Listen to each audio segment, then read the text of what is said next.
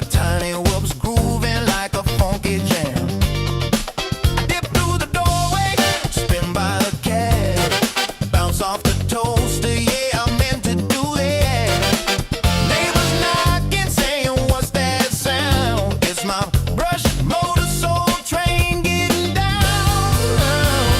Flying through the curtain, dancing on breeze, freestyle funk in my living room with ease. Tiny whoop magic, bumping every wall. I'm the James Brown of flight, can't stop it all. I got LED strobes and a shag rug trail. I'm looping through the lava lamp, leaving a tail. My whoop's got rhythm, my stick's got soul. I'm the pilot of the party, on a roll. TV remote's a gate, the lamps a dive. I'm flying like it's 7.5. No GPS, no rules, no shame, just a funky little quad in a soul train frame.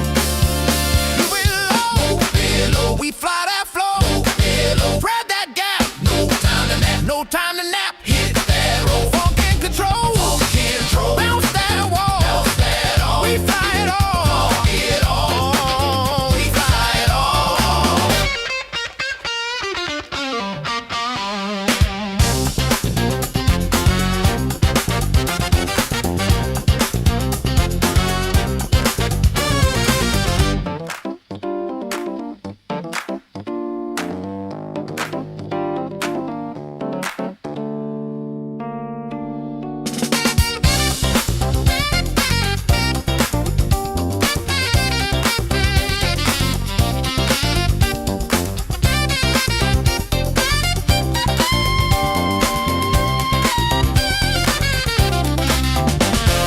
Tiny whoop love, funky and free. We fly indoors, we fly with glee. Whoop it, loop it, groove it, move it, bounce it, flip it, funk it, rip it, fly that soul, don't lose control. Tiny whoop love gonna make you whole. I thread the needle through the vinyl stacks, bounce off the mirror ball, never looking back. My quad's got soul, it's got style, it's got sass. It dips through the incense like a blast from the past. I'm flying figure eights through the lava lamp glow, dodging house plants like a funky pro. My whoop's got rhythm, my stick's got heat. I'm the pilot of the party with the grooviest beat. I loop through the hallway, I dive by the broom. I'm the disco ghost in your living room. I hit that split, it's over grandma's chair. She just claps and says, boy, you got flair. I'm flying freestyle with a velvet touch. My quad so smooth it don't need a clutch. From the shag rug to the ceiling fan, I'm the funky little fly with a master plan. The curtains dancing on the breeze, freestyle funk in my living room with ease. Tiny whoop magic bumping every wall. I'm the James Brown of flight, can't stop at all.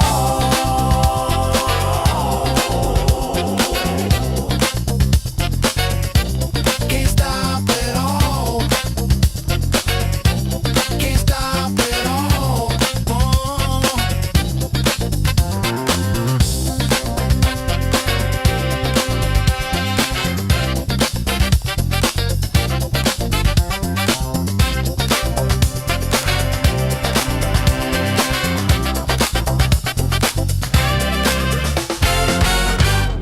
Hey friends, my name's Aaron Ciotti. Everybody calls me Ciotti. Welcome to the show. It is not a Whoop Wednesday. We are talking about my frame, which... Hold on, can I disconnect it yet? Are you done? Are you done deleting?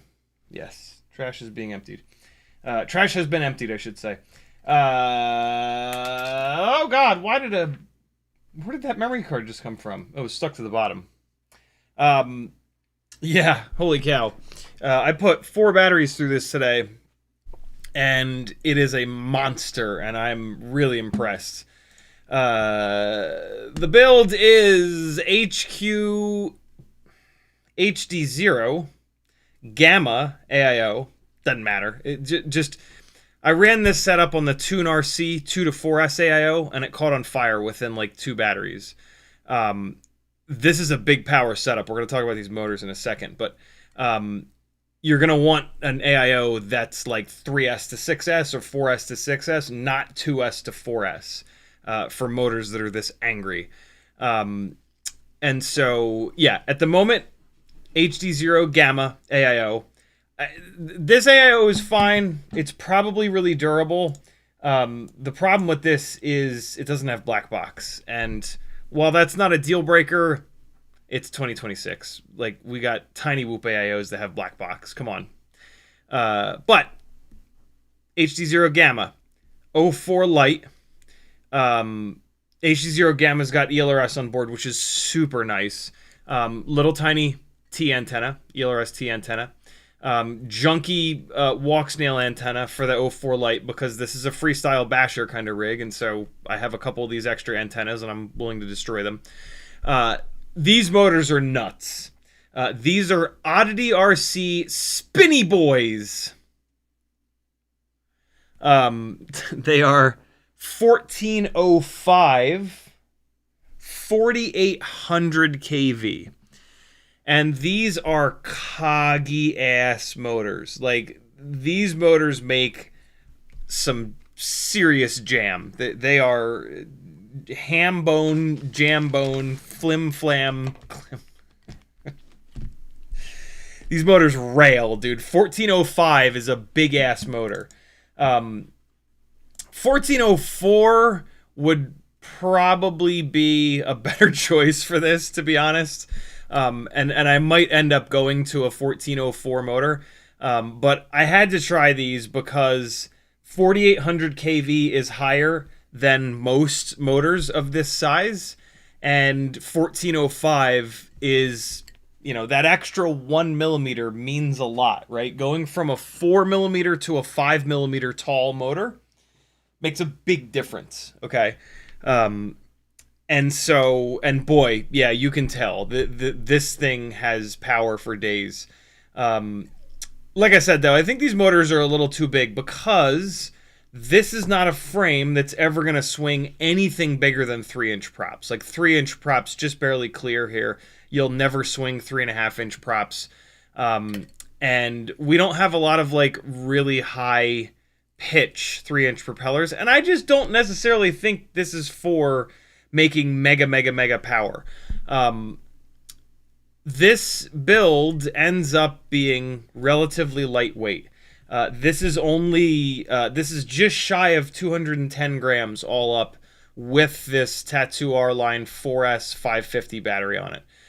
We're going to dive into a bunch of flight footage here in a minute.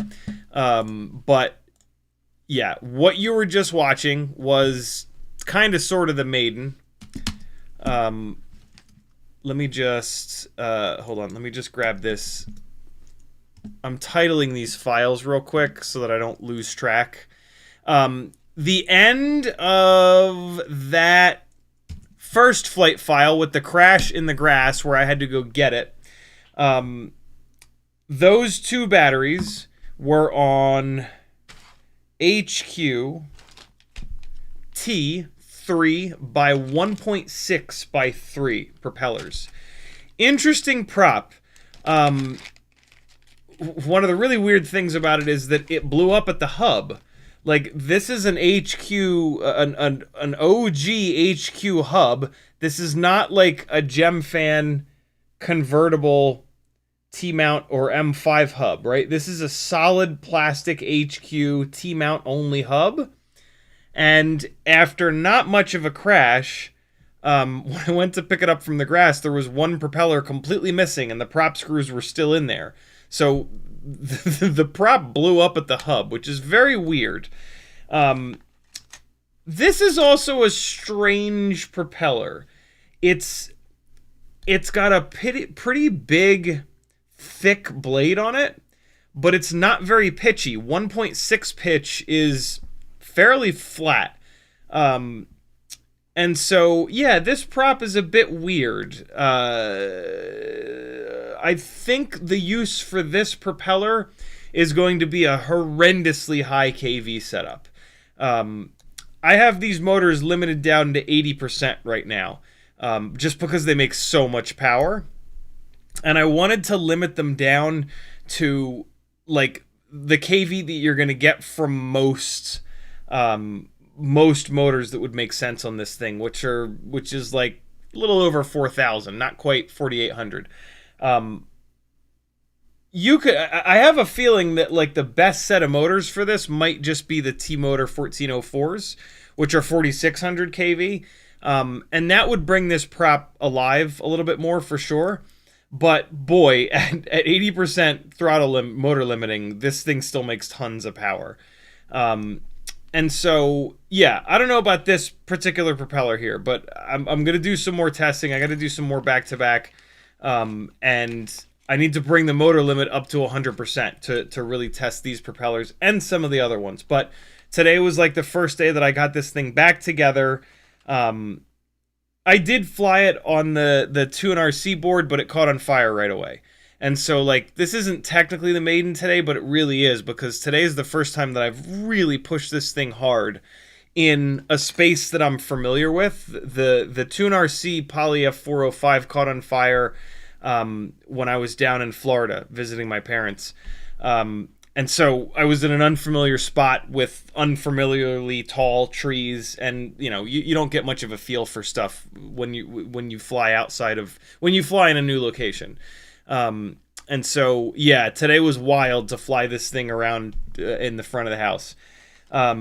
So yeah, if you can find these HQT 3x1.6x3s, they're an interesting propeller. I think I've tested them in the past, and I think they are very well balanced. I won't be able to test the balance of propellers on this because it doesn't have black box, but the Quadmula Siren F3 build is the platform that I've used already and will continue to use to test the balance of these propellers, these 3-inch propellers. But yeah, like I said, these are very well balanced. What power supply? Oh, okay. Yeah, got it. Yeah, interesting props, but they're a little flat. 1.6 pitch is a little too low.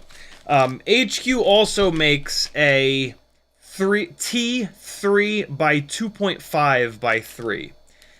And this prop makes much more sense. And the last battery that I'm going to show you is on these props. It's on them right now.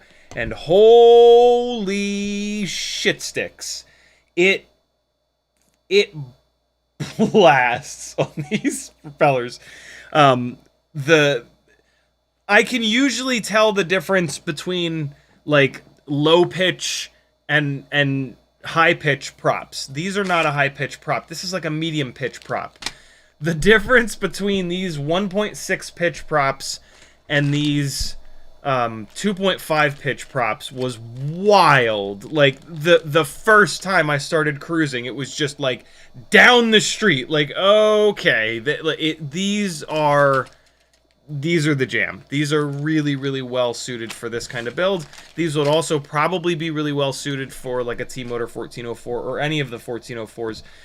There's a chance that these feel so good on this build because these 1405 motors are big. That extra millimeter of motor height could be what's really waking these props up, but I don't think so. I think these props would be absolutely just as good on a 1404 motor.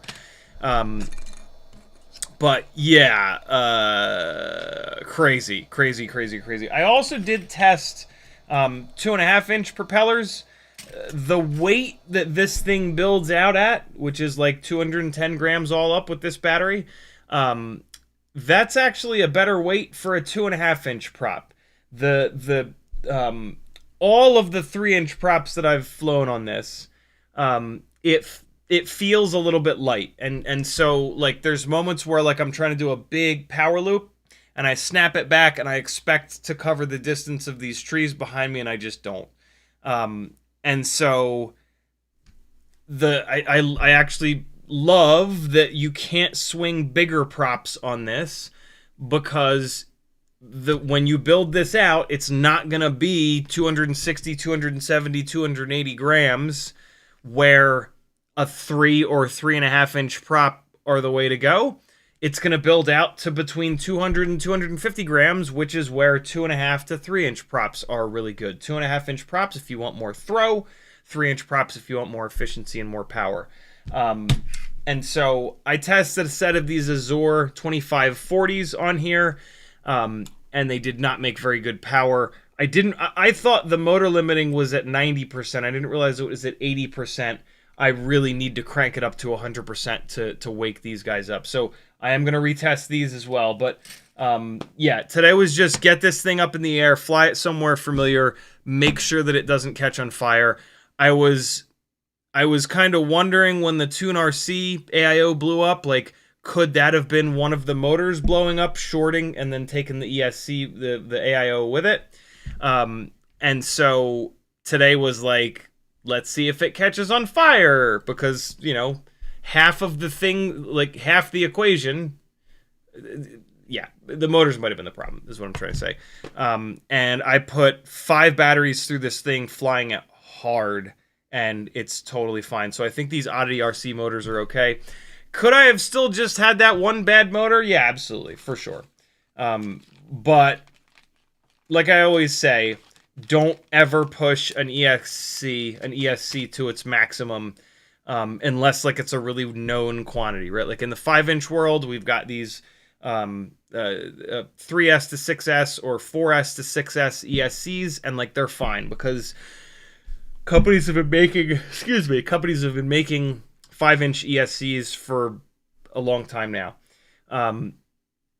On micros and stuff like that, anything's different than 5-inch, really.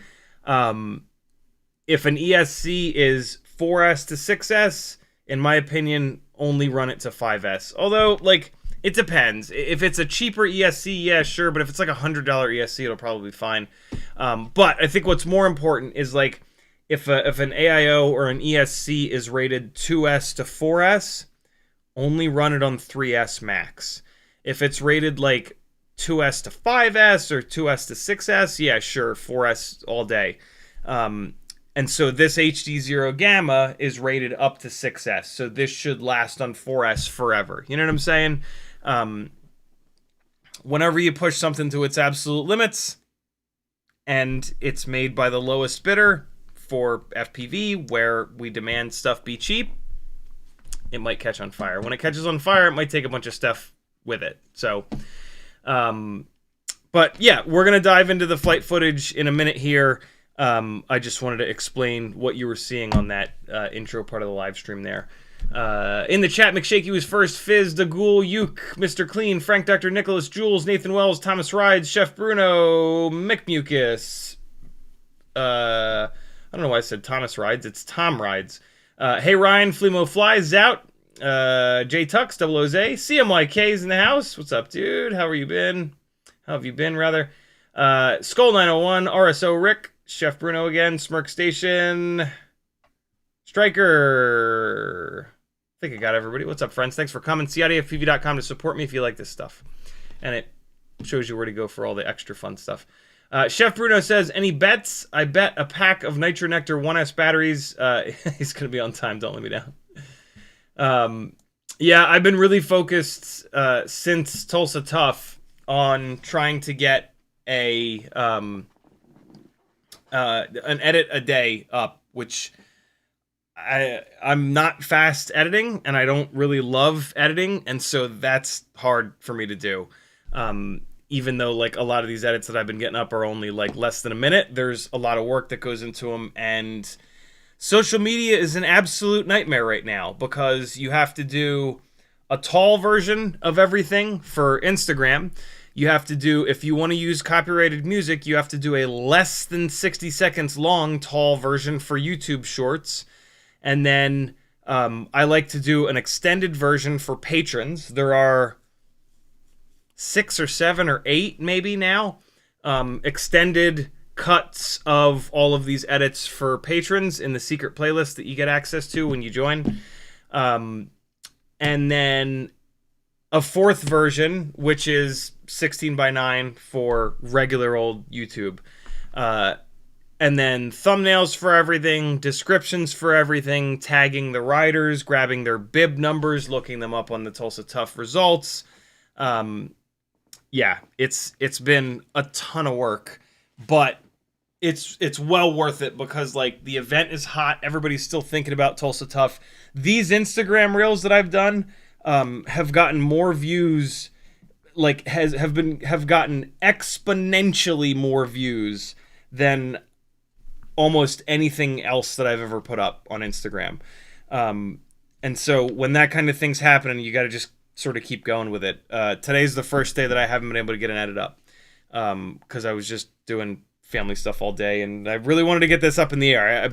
I the last couple of live streams have been like, I haven't had time to test anything. I'm you know, previous to Tulsa Tough, I got used to like having a lot of good testing for you guys on the live streams, and so I've felt I've felt like I haven't been doing a great job on the live streams for the last like week, but I appreciate you all hanging with me while I'm trying to balance, man. Like it's tough. There has to be a balance for me of doing work that's going to get me flying gigs versus doing work that's going to get me new patrons, because, you know, there's always somebody leaving, versus doing work that keeps the existing patrons on board.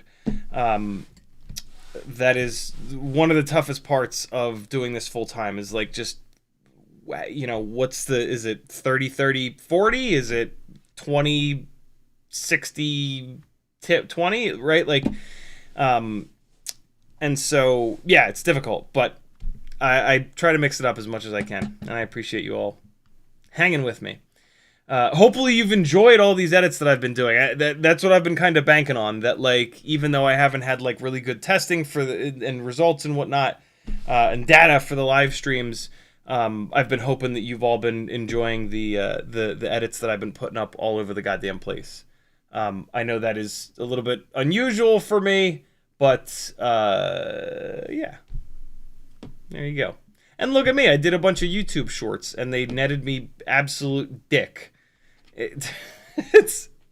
I've never gone down the YouTube shorts path, because basically most people that watch shorts are the complete ass opposite end of the spectrum of people that are going to watch long form content, right? And long form content is what I'm here for. It's what I believe in. It's what I think is good for us and for society. And yeah, it's just what I'm going to be doing. But in theory, YouTube Shorts will find someone who out there who wouldn't have found the long form content, because YouTube doesn't really do. I mean, I don't monetize any of these live streams because I don't want you guys to have to watch commercials, and that like dings me pretty hard on the algorithm. Basically, if you don't monetize, YouTube's like, well, fuck you, I'm not going to advertise you.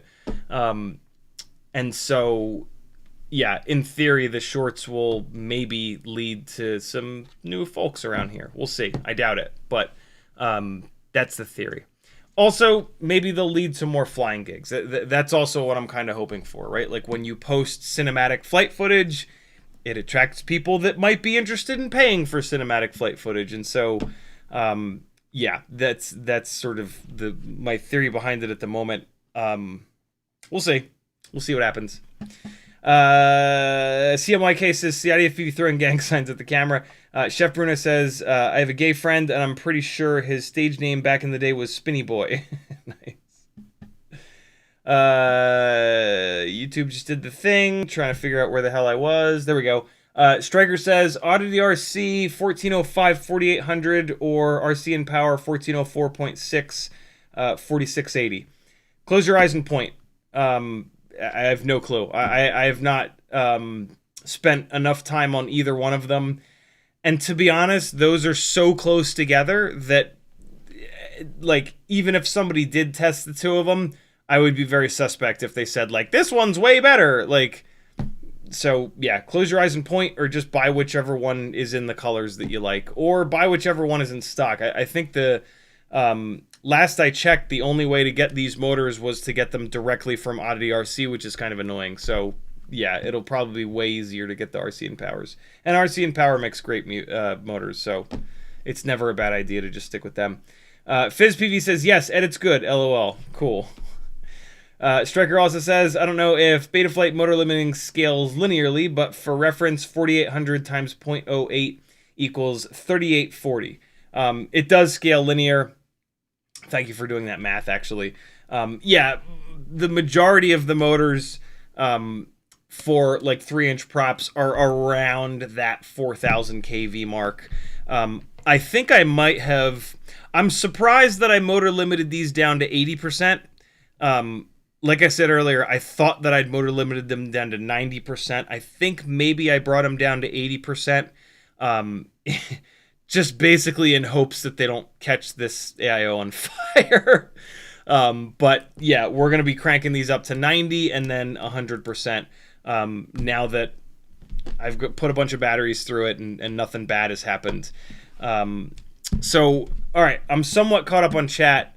Tom Rides Uke says, when will we be able to buy the Ciotti frame? Do you have a name for it? I don't have a name for it. I thought of a great mental health related name a couple months ago, and like an asshole, I didn't write it down or type it into a note, and then I forgot about it the next day, and I haven't been able to think about it since.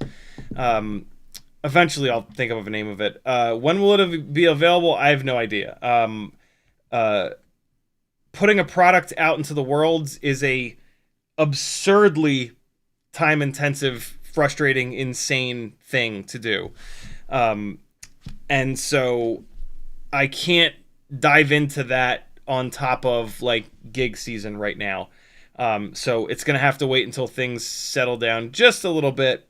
But the first thing I need to do is get back with, really the first thing I need to do is get the other one that's analog back up in the air and keep beating on it until it breaks, just to see where the frame is going to break. And then if it breaks somewhere concerning, I got to ask Ryan to reinforce that area. And then probably that's probably it. I don't think I would then be like, hey, can you cut me another one? Because like I've crashed this one a bunch. I've crashed the other one quite a bit. I think they're 99% good to go. But yeah, I think at that point it's ready to go. Then I just have to figure out how I work with CNC Madness. Yeah, CNC Madness / CNC Drones. I'm assuming I just fill out a form and send them all the files, and then they put it up on their website or something like that. But like, I might have to. I probably also have. Yeah, I have to submit some pictures and whatnot. I'm certain.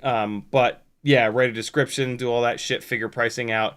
And so yeah, it's a massive undertaking, and then I got to be ready for the emails to pour in of like, this thing sucks. What the hell is wrong with you?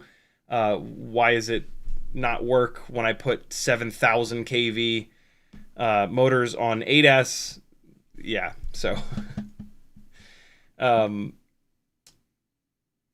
by the end of the year, hopefully, is what I'm going to say. I've said that I'm going to put it out into the universe this year.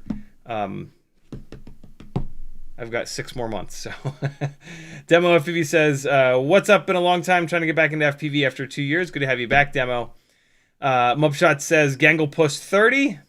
Striker says, those 1404.6 4680s non-motor limited on 2.5 inch high pitch are pretty ridiculous. Yeah, 4680 4800 kV on 4S is a lot of RPM. A lot of RPM. And this thing makes a shitload of power even on 80% motor limiting. But on a 2.5 inch prop, it absolutely needs more than 80% motor limiting. And then on these really low pitch props, it could probably use a little bit more.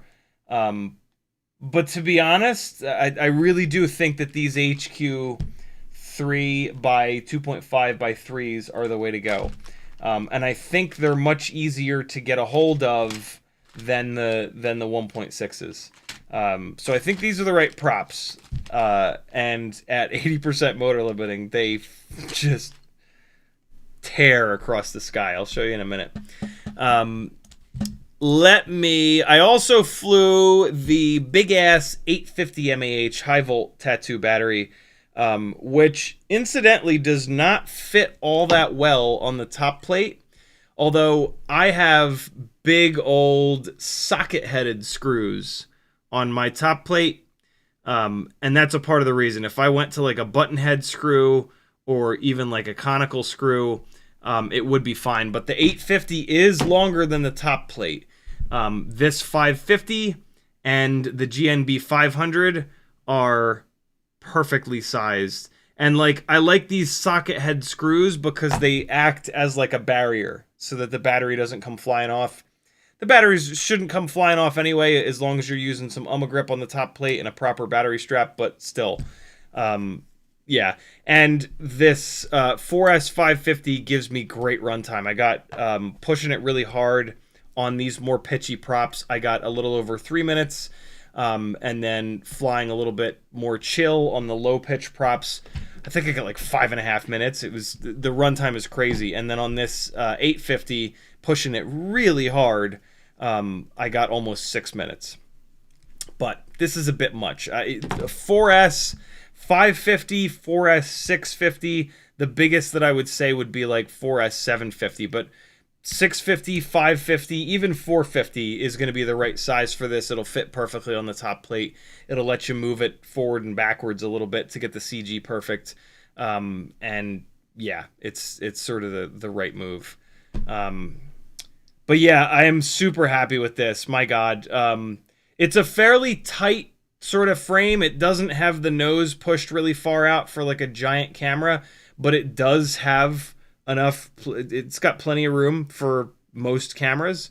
And then in the rear, there's a little area back here where you can run a zip tie through this little Y in the bottom to hold the receiver down. There's just enough space for a receiver in the back. You don't have to build it with the AIO that's got ELRS on board. This is not set up for any of the big VTX setups like 04 Pro or like 03. You could probably make that work. Not probably. You could definitely make that work because one of the things that I asked Ryan to do that came out really nice is to put 20 by 20 holes on the top plate. And so you could absolutely hang an 04 Pro or an 03 or a Vista or whatever off the top plate and then put an AIO on the bottom plate. The 04 Pro camera is awful big. It's going to be interesting to try to fit that camera in the front of this thing.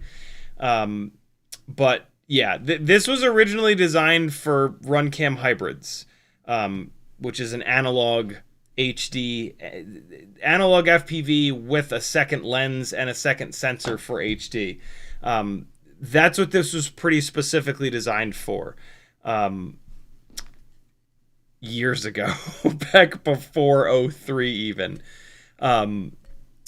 Now with 04 Lite, it's just too cool. Like, this is just such a competent little build with 04. I'm 99% sure you could get the Flywoo camera in here.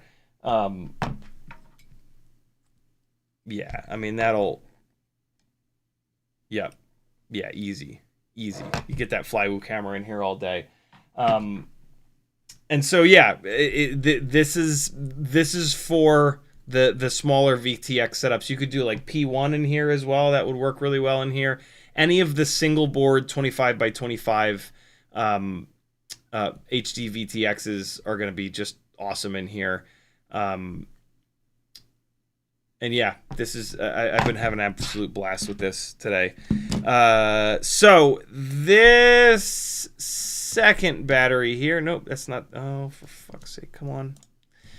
This second battery, if I'm just flying forever, is on the 850. Yep, it actually split it up into two. So the 850, I flew on the same props. And so, hold on, let me just...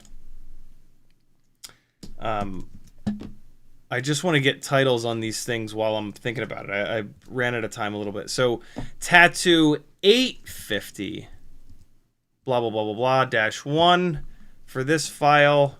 And then this file is Tattoo 850-2. And then this file is going to be GNB 500. And then this was Azure 2540 props.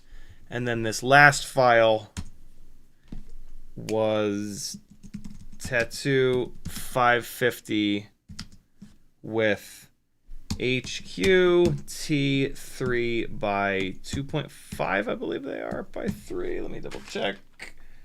Yes. Okay, cool. So let's just get right to the well, no. I only did one battery on the props that made a shitload of power. So I'm going to play you all the other batteries where it was like not crazy.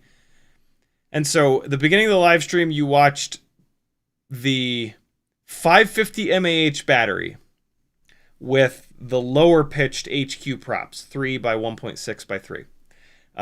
Now here is those same propellers, but this giant 850 mAh battery. Let me see how much heavier this battery is. It's actually not that heavy because it's a high volt 850. I did not charge it to high volt, which is even more insane. I just charged it to regular 420. So 76 grams for this 850, whereas the 550 that you were watching on the intro is 60 grams. So an extra 16 grams this rig just picked up here, which is not that much. I could feel it a little bit, but it's still, you know, that only makes it like 226 grams. It's still not even all that close to 250. And so here you go. Here's the 850.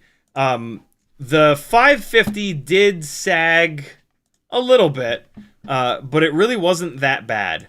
This 850, it didn't even think about sagging, and it looks like I have no OSD elements, which is super annoying because I did change the setting in the goggles, but as I found out before Tulsa Tough, you have to change the setting twice.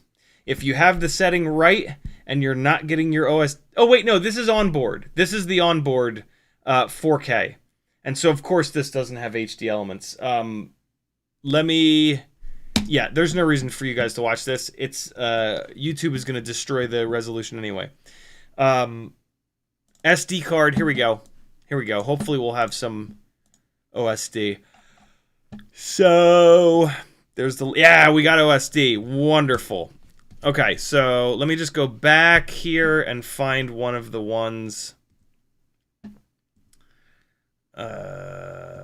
okay, cool. That was the last battery. This battery. There's Teddy, the spaghetti monster. And... okay. So... that file is... oh, why don't you tell me the length, you bastards? Alright, well, I can do it by the opening frame, by where Teddy, the spaghetti monster, is. So there's Teddy... there's Teddy. Okay, cool. All right, good. Close! What are you doing? Why? Oh my god, I hate everything. Okay, so there was Teddy. That was the first battery on the low pitch props, but on the 550. And then this is the second one, 3.9 megs. This is the next one here, 250. And there's that little devil digging around. Here we go. Okay, so this should be... I believe this is the 850 mAh battery. Let me just double check. So if I come here, where's the little doggo at? No. Okay, hold on. He's rooting around. Ah, okay. Well, you know what? We didn't watch this whole... we didn't get through this whole flight file. So here is the 210 gram all-up weight 3 by 1.6 by 3 propellered Tattoo 550 mAh batteried flight. This is a fully charged battery on the somewhat low pitch props. Oh, I'm sorry. No. This is the end of that battery. That's right. I was looking at it. I'm like, why is this battery so low in voltage? This is the end of... I'm just going to make myself invisible here. Hold on. Oh, nope, that ain't it. There we go. Okay, now I can make this a little bit bigger. You guys can see the voltage. Yeah, this is the end of that battery with the crash at the end of it. So, fuck it. I might as well play both of these. Okay, so here you go.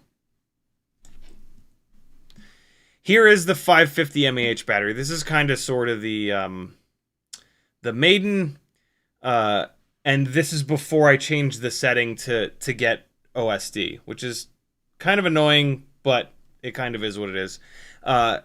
It feels really well balanced. The hover point is not too high. The response time is really, really good. I haven't really done any tuning. I did like my normal first pass where I moved the D-gain up just a little bit. So there is an example of, and see, I'm doing it again. I'm really like laying into it. So here's what I want you to notice: how long it carries this forward momentum, and it's not very long.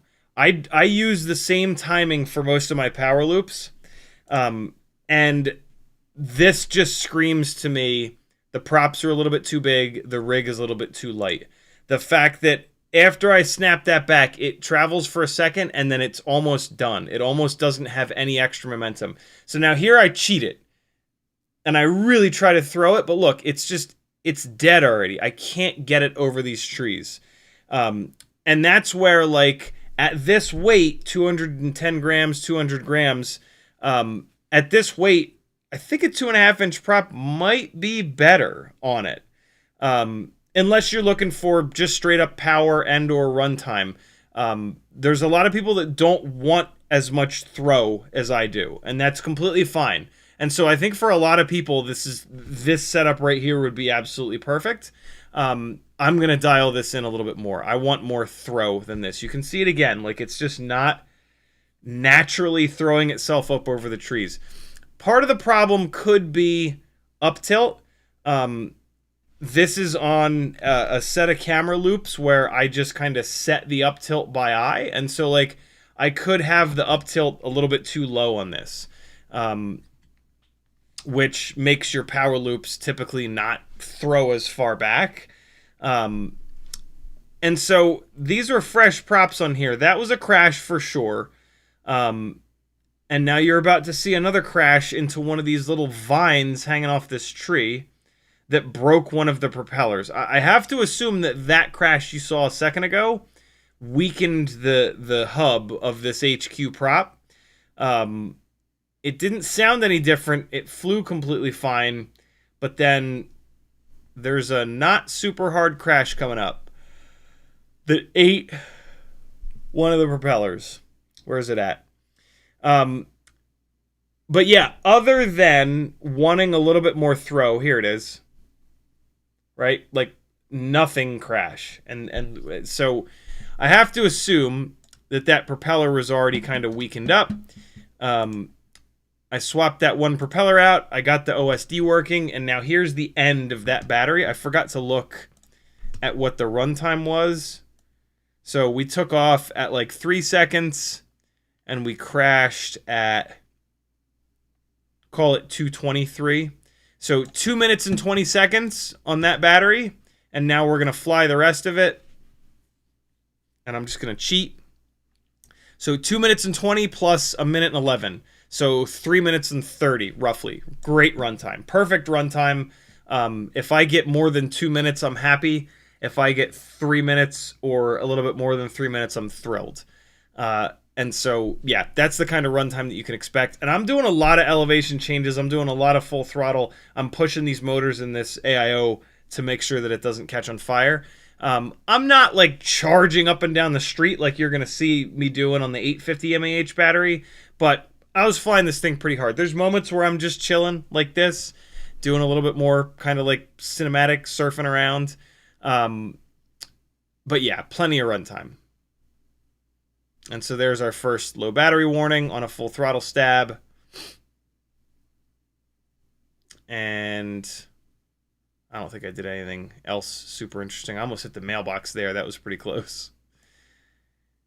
And then Teddy wouldn't get the hell away from me, so I hand landed it, which I absolutely hate to have to do, but sometimes you just have to do it. All right, cool. So here's the 850 mAh battery. Here you go.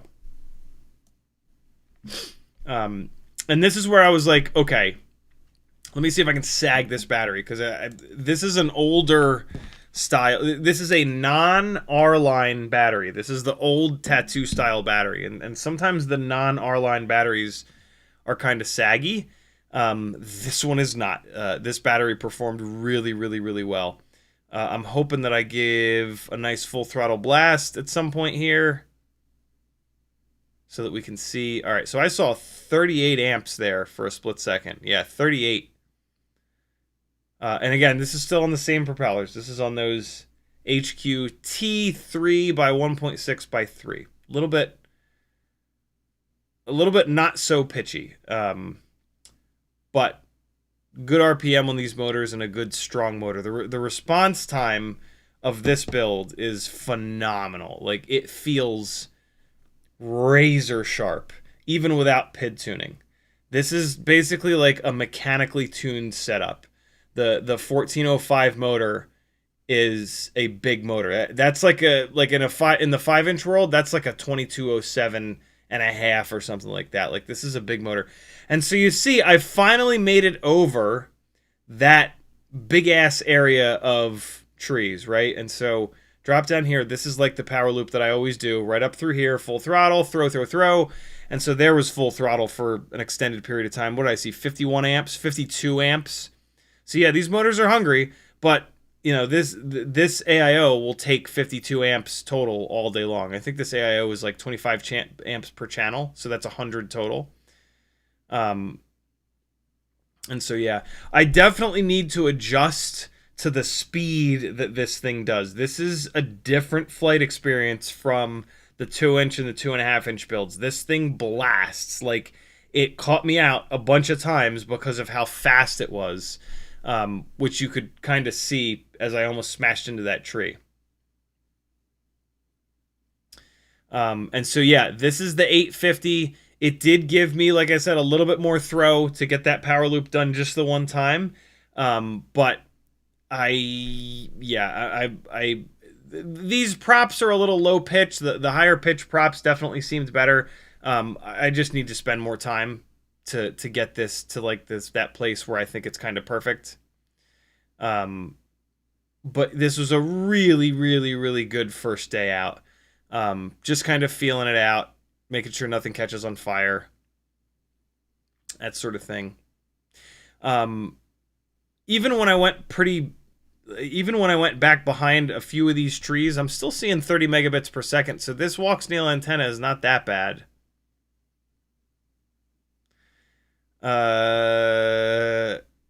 Again, this is the 850 mAh battery. It's a little too big, but I was just kind of curious. I got lucky on that one. What it would do. So we are up over 3 minutes already, and the battery is sitting here at like 3.73 at 40% throttle. These 4S 850 batteries, man, they are something else. And so there's another one, and there you can see it, like on the way down. Like, look, there's not much momentum left, you know? Like, the Siren A 3.5-inch big fat rig, like, it would be still carrying so much more momentum when I finally, like, snap that around. Because, again, I do power loops with the same exact timing over and over and over again. And so that's how I can kind of tell how much throw something has, is by doing a bunch of those in a row. So nice having 04 connection and ELRS connection, being able to like push this thing, you know, back behind like 2, 3, 4, 5 trees worth of leaves. It's been kind of rainy here lately too, so a lot of these leaves are filled with water, and water is an incredibly effective blocker of radio frequencies. I'm also kind of getting used to the reason why I was dropping down there is to get used to where the hover point is. I would love to add a little bit of throttle expo to this, but it's a pretty... It's a rig that you can fly in a real variety of speeds, and that does not jive well with throttle expo, which is fine. And so coming in at 4 minutes and 34 seconds, the battery is still hanging in there fine. I got to get this MAH dialed in here. The the amp meter is off a little bit. And, you know, because this is only an 850 mAh battery, and we're already showing 915, 920 now, and it's going to get a lot higher than that. So I got to dial in the amp scaling a little bit in the batteries tab.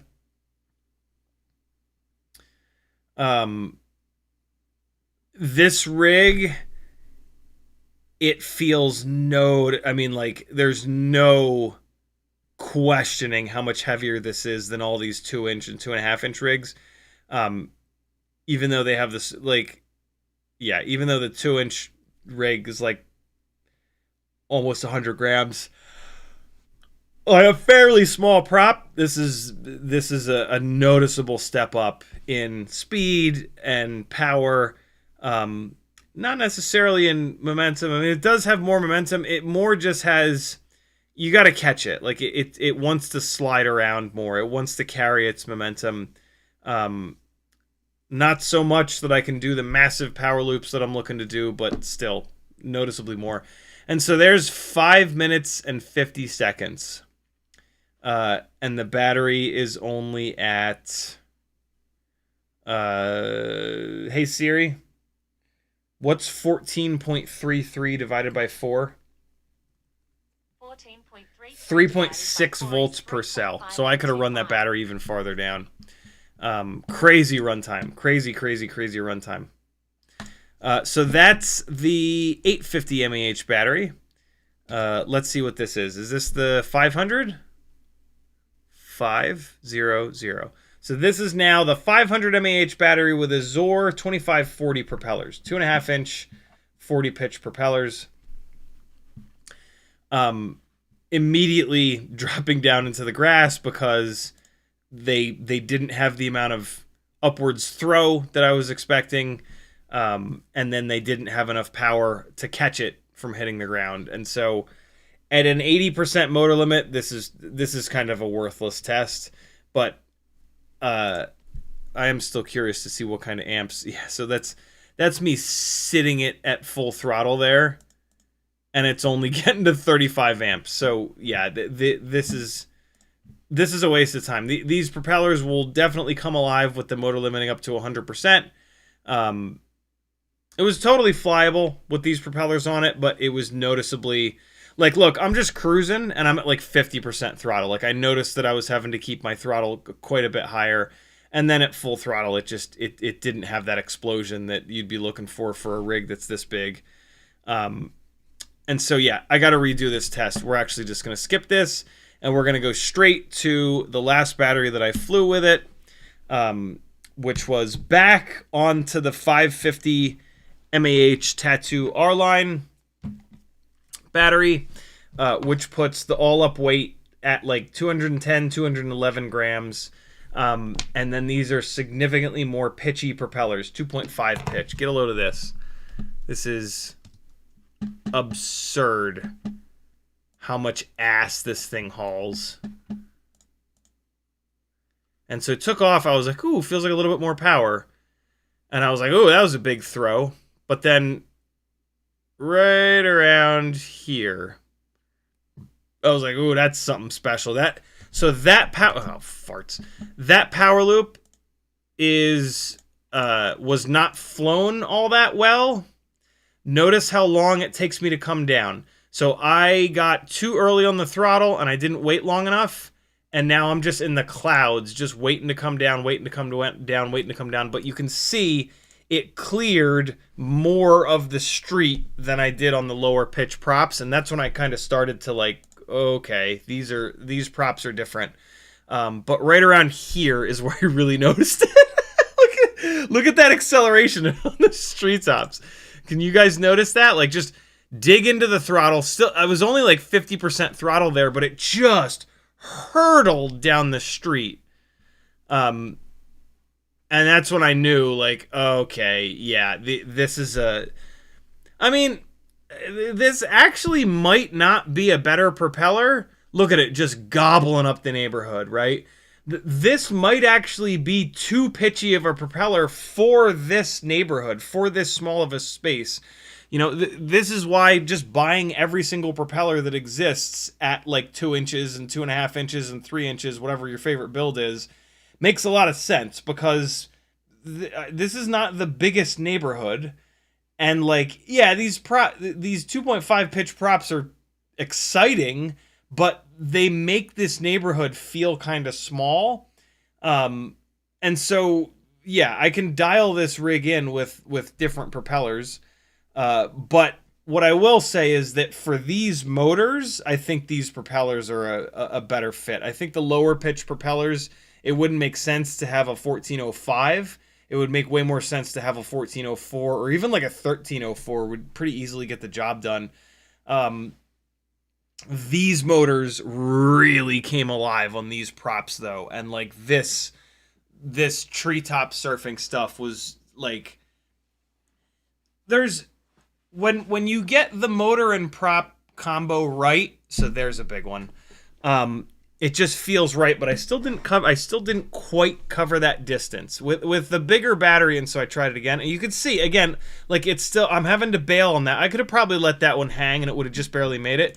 But like when I snap around from this and it's stopped here and it's falling straight down instead of traveling, that kind of annoys me. So here's an example. Here's more what I'm looking for.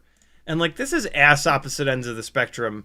So this is, we're going to like a 300 plus gram 3.5 inch rig, but I just want to show you, hopefully I did that power loop in this battery. I just want to show you the difference so that you don't think I'm kind of crazy. I mean, you should already think that, but still. Come on, me from a couple weeks ago. Do the power loop that you do all the time. Ooh, that might be it. Okay, so I'm coming at it a little bit more shallow, but see how it's carrying? I still had to bail on that, but it's carrying more momentum in that same timing. Like, power loop, snap down to look where you're going. Let me see if I did it again in here. Here's one. I think I did this twice in a row. See how it just continues to travel forward? It's not like just falling straight down as early. That's what I want. I want something that, like, when I do my normal paced power loop, it is still carrying momentum when I snap the thing, when I pitch back to see where I'm actually going. I don't want it to be already falling straight down by that point. That looked like it might have been one. Yeah, is this one? Nah, that was a little tiny one. Like, that's an example. Like, by the time I'm looking down, it's falling straight down. I don't want that. I want it to have more forward momentum. Here's the F30 siren. So this is a much heavier 3-inch rig. I think this thing, because it's got 03 on board, I want to say this is like 260 grams. And so if I do that power loop somewhere in here, it's awful dark on that battery. Hold on. Oh, this is where I had it in 16:9. It looks all weird. Come on. Oh my god. Oh, was that it? That might have been it. That looks like it. Let's see. Yeah, do it. No, I did a real shallow little one there. Oh, was that it? Nope, that's another really shallow little one. Even that shallow one, though, that little tiny shallow power loop looked a lot like the amount of momentum being carried. Ooh, do it. Oh, you bastard, you. Oh, there's one. Nah, that was a fairly high one. It's tough for me to, like, put it into words and or show it through the internet. It is a bit of a feel thing, but yeah, I do want to get a little bit more throw. And I mean, you can adjust your power loops where, like, you just hang on the throttle for longer and it fixes that issue. But when you do that, you get a lot closer to the tops of the trees typically, and so it's like a much more sketchy power loop. It's way cooler looking, but like, you don't do that kind of an aggressive power loop all the time, because you're going to put your shit into the top of a tree at some point from that. But boy, these, like I said, these motors really came alive with these props. This was really, really fun to fly here. This is me trying to throw it there. See? So that is a much more aggressive power loop there. So full throttle. Wow. Hold on. That pulled mega amps. So we haven't looked at the amps with these more pitchy props. 31, 59, 62. Oh, shit. 62 amps. Still well within this AIO. But still, that's making some power there. How bad did the battery sag? Battery sag down to 3.31. But I'm towards the end of the battery. I'm 2 minutes and 45 in to this. That's not bad. This is a little battery. This is only a little 550 mAh battery. 650 battery would be even better than this. And so, yeah, I mean, almost 3 minutes into the battery, doing a big full throttle hammer like that and having it drop down to 3.3, that's... I get it. I ain't blaming it for that. Yeah, this is really fun. This is the most fun battery I've flown in a while. It just feels really, really, really good. And I'm pretty backed off. Like, I'm trying not to demolish the damn thing yet. To be honest, I'm trying not to crash this particular build at all. But still, yeah. And here's where I confirmed that the motor... Yeah, so there's the motor output limit, 80% right there. I was shocked and annoyed to see that. And then I flew a very different rig. I then flew the old school V1 AOS 3.5 with the A-arms and the stupid M1.3 hardware, which I actually replaced on the top with Phillips head hardware, because I would literally rather have Phillips head screws than M1.3 screws, because if I travel with this, chances are I or someone else will have a Phillips head screwdriver. Chances are I or someone else won't have an M1.3 Allen key or Allen driver. And so I flew this big fat shit on a big fat 4S 850, and all up, I want to say this thing was 270. Let me just double check real quick though. This is also on a Vista, and I had this Vista set to high quality, and oh my god, the latency was unfucking flyable with this Vista on high quality. I don't know how. I never noticed that before. I don't think I ever flew this. I think I might have set it to high quality because this at some point came with me to a live broadcast event, and I didn't actually fly it. And so that would make sense why I had it set to high quality. But good lord, the latency was absurd. It was truly unflyable in my opinion. But this guy dry, and this is actually only on 1404s. Dry, this is 172 grams, and then I flew it with the 100 gram 4S 850, which brought it up to 277. So you're about to see 277 grams versus what you were just watching, which is 140 grams dry with a battery that brings it up to 202. Actually, it's even less than 210 grams. So yeah, just barely shy of, barely over the 200 gram number. And my god, what a difference between these two. This is the AOS 3.5, 3.5 inch propellers, tiny little motors, though, not tiny little motors, but these are Axis 1404 4510 kV motors. Think of these motors as the T-Motor 1404 4600s. They are like damn near identical. And so I've got the HQ 3.5 inch bi-blades on here, which are really well balanced and a really awesome propeller. Quite a bit heavier. The reason that it's heavier is because the frame is obviously a lot bigger. So the carbon fiber, there's a lot more carbon fiber here.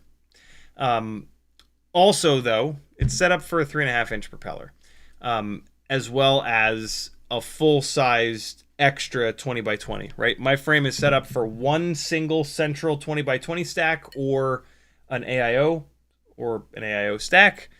This is set up for either an AIO and 20 by 20 or two 20 by 20s, which is how I have it. I have a separate 20 by 20 ESC and flight controller in the back, and then the big old Vista in the front, and then an external receiver in the middle. And so a more standard kind of layout, M2 hardware on this instead of the M3 on mine, camera plates on this, which are kind of annoying because it limits what cameras you can put on it. I think I had my I tried to put the up tilt as close to the same as possible on these. Yeah. Up tilt looks like it's about the same on these two. This guy does have the 04 light camera, so much less field of view. And then this is an old school Vista with the old school DJI camera in it. I have a feeling I'm going to sell this, for the record. So if anybody I'm going to do a little bit more screwing around with it and a little bit more flying with it. But I'm going to try to not crash it because these motors are absolutely fresh. And I think this is going to be for sale. It is an excellent Insta360 Go 2 carrier. So if you have an Insta360 Go 2 or Caddx Peanut, this is a great platform to move that thing around with. But yeah, I'm going to do a little bit more trying different propellers on this. And just, it's nice to have this at this weight because I have that Siren A that's like really heavy, like 310, 320, 330 grams with the 04 Pro in it. And then I've got this, which will also turn the same 3.5-inch props, but on much smaller motors, much lighter, 270 grams. It's a really nice comparison point, but I'm not, like, after I'm done sort of comparing these, I will probably stop flying this. And so if anybody is desperate for a perfectly good old school AOS 3.5 frame, I even have a couple extra arms. I have 2 extra arms for it. Oh, look, I even have some 3D printed arm guards, a couple extra pieces of hardware for it too. Yeah, great build. This deserves to be flown. I would not buy this if you want to beat the living hell out of it. This is a cruising, crash it into grass and trees kind of build. This is not a frame. This is not a pummel this into the concrete and metal and shit kind of frame. So, yeah, let me know. I haven't thought about what I'm going to sell it for. I'm just having the realization now that this is a good example of a build that would just sit on the shelf even after I get it like dialed in perfectly. But yeah, this is what you're about to see. 270 grams, old school Vista, biblades, 3.5-inch biblades, and smaller motors, which is kind of funny for the 3.5-inch rig to be on significantly smaller motors. What's happening here?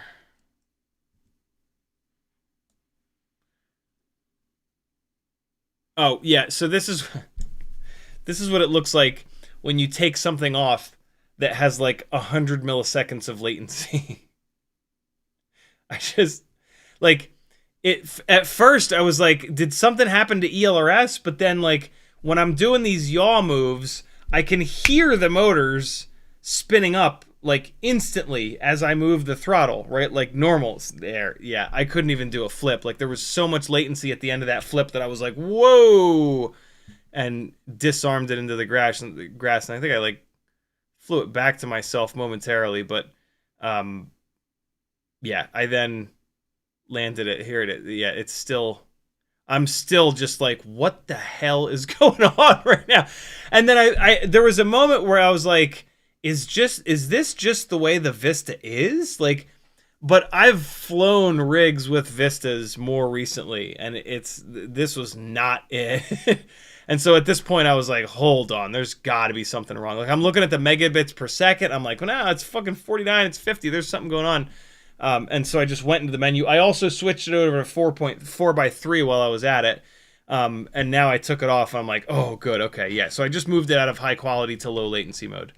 And and now all's right with the world. So yeah, here you go. Here's a rig that weighs an extra 60 something grams, bi-blades, but on a smaller motor. And I was hoping that you would be able to see how soft it is, and I think you can. It's just like stabbing the throttle, even though it's on bi-blades that are really lightweight and they're changing speed really, really fast. It's so much heavier, and the props are so much bigger. There's a really pretty sunset, that it just feels very lazy in comparison. It should wake up with a tri-bladed propeller, but maybe not, because the motors are kind of small, right? It's a 1404 motor, which is a 1404 makes a lot of sense on a 3.5-inch bi-blade, but you lose a bunch of power with the bi-blade, right? You gain a ton of efficiency and a ton of performance in the wind, right? Like with a bi-blade, if you've got a cross breeze, it's 50% less blade material for that cross breeze to catch and push it around. And so like this is a really interesting setup on these light motors with these giant bi-blades. And some people would love this, but like after having flown a much lighter rig with a bigger motor, this was a bit of a culture shock here. I believe I landed it and went into the motor limiting and opened up the motor limiting a little bit to make a little bit more power here. But yeah, this thing felt heavy. It felt fine, but man, from what I was just flying, it felt very like, I hate to use the word so much, but it kind of felt very cinematic. This is me not being able to turtle mode over for some reason. I was just spazzing out. Fun to fly, but man, it the weight was so evident. You could argue that the flight footage looks better though, because it's smoother, it's a little softer in the motions. It's not so like snappy all over the place, right? Good momentum from all that weight. Fun rig to fly. Moving an Insta360 Go 2 around with this is going to give you some really cool flight footage, and I'm going to do that before I let the thing go, because the Insta360 Go 2 external like this versus like 04 Lite or 04 Pro on board, it's still like a totally valid kind of thing. And hell, you can even get an Insta360 Go 3 now. It's kind of expensive, and it's quite a bit heavier than the 2. I think the 2 is the better sweet spot, and I think you can get these Go 2s on, I'm sure you can get them on eBay. You can get anything on eBay. Feels good, really low to the ground. We're at like over 5 minutes now, 5 minutes and 15 seconds now, and the battery's still at 3.6. I wasn't hammering on it. It didn't, the way that the thing felt, it didn't like, it wasn't begging me to hammer on it. Like I was flying it the way that it sort of felt, and it felt more like, it felt softer and more loopy and more like, hey, just kind of carry your momentum and just float around a little bit and have some relaxing time, rather than, yeah, rip balls, bro, balls, rip. So yeah, big difference between those two. Big difference between the props on this thing as well. This is a little big, a little heavy for this neighborhood, unless you're just going to sort of float it around. Diving this thing down into like all kinds of gaps and shit, and like you didn't see me do that, right? Like, if I don't feel comfortable diving this thing down through like a little tree, if anything that I'm flying doesn't feel right to do that, I'm not going to do it, right? I was doing that like crazy with this because it felt awesome, and the response time was like there. It felt light. It felt really accurate, right? 3-inch props at 200 grams versus 3.5-inch bi-blades at 270 grams. And so, yeah, like the way that you saw me flying them, and this has become a thing with me. Like, when I start flying a build, however it tells me it wants to be flown is how I'm going to fly it. If it's really nimble and light, I'm going to bounce it all over the place. If it's slower and more steady, I'm going to kind of cruise with it more and have like, yeah, more of a cinematic kind of flight style. And what a difference between these two. You know, something like this, you can also carry like a much bigger battery, right? This battery tray is much longer. It's got the bigger props. It's going to carry a bigger battery a lot better. So like a 4S 850 on this thing feels totally fine. If I put a full-size 100-gram 4S 850 on this, it would start to maybe feel a little bit heavy. Or it would give me the amount of throw that I'm looking for. And so that's the next time I fly this, that's the first thing I'm actually going to do is put one of the big fat pillow slash square 4S 850s on it and see how that is. So yeah, what a cool day of flying a couple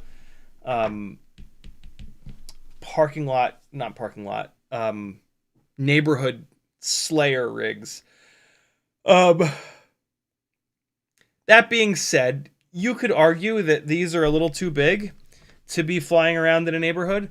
I live on a dead end, and so we get very little traffic down our street.